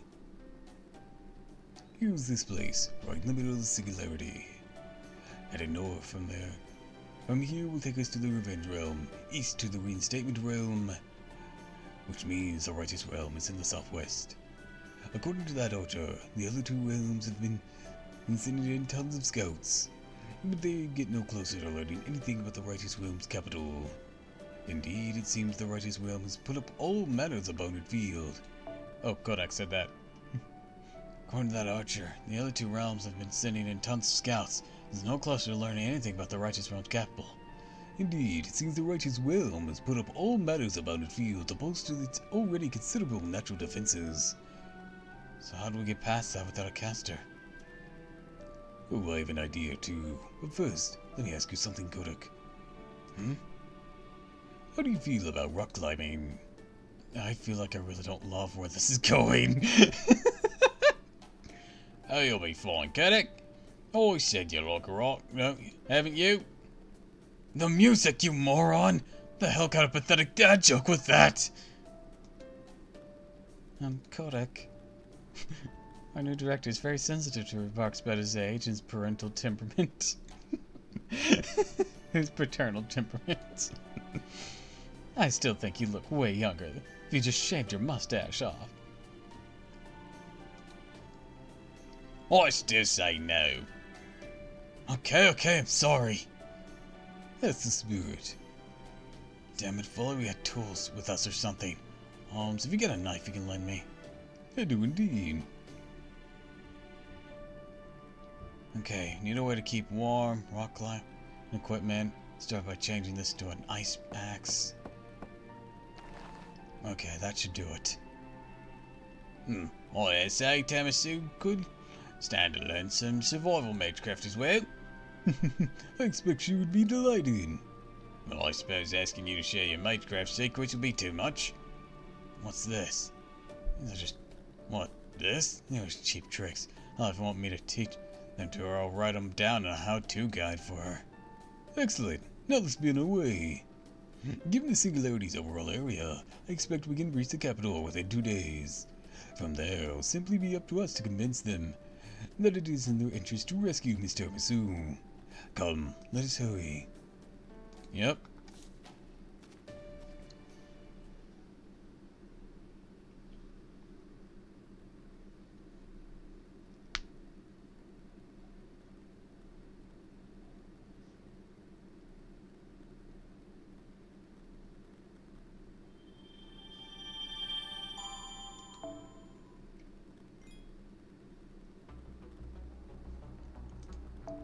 Oh, that's a long one. Okay, we'll end there then. That looks like a good start for next time. So, with that being said, I'd like to wish you all a fond farewell, and thank you for stopping by. If you like this, of course, follow me on Twitch, Twitter, and YouTube. If you haven't already, please consider subscribing, because it really helps me out. I'll be back tomorrow, so don't miss me too much, darlings. And until next time, farewell.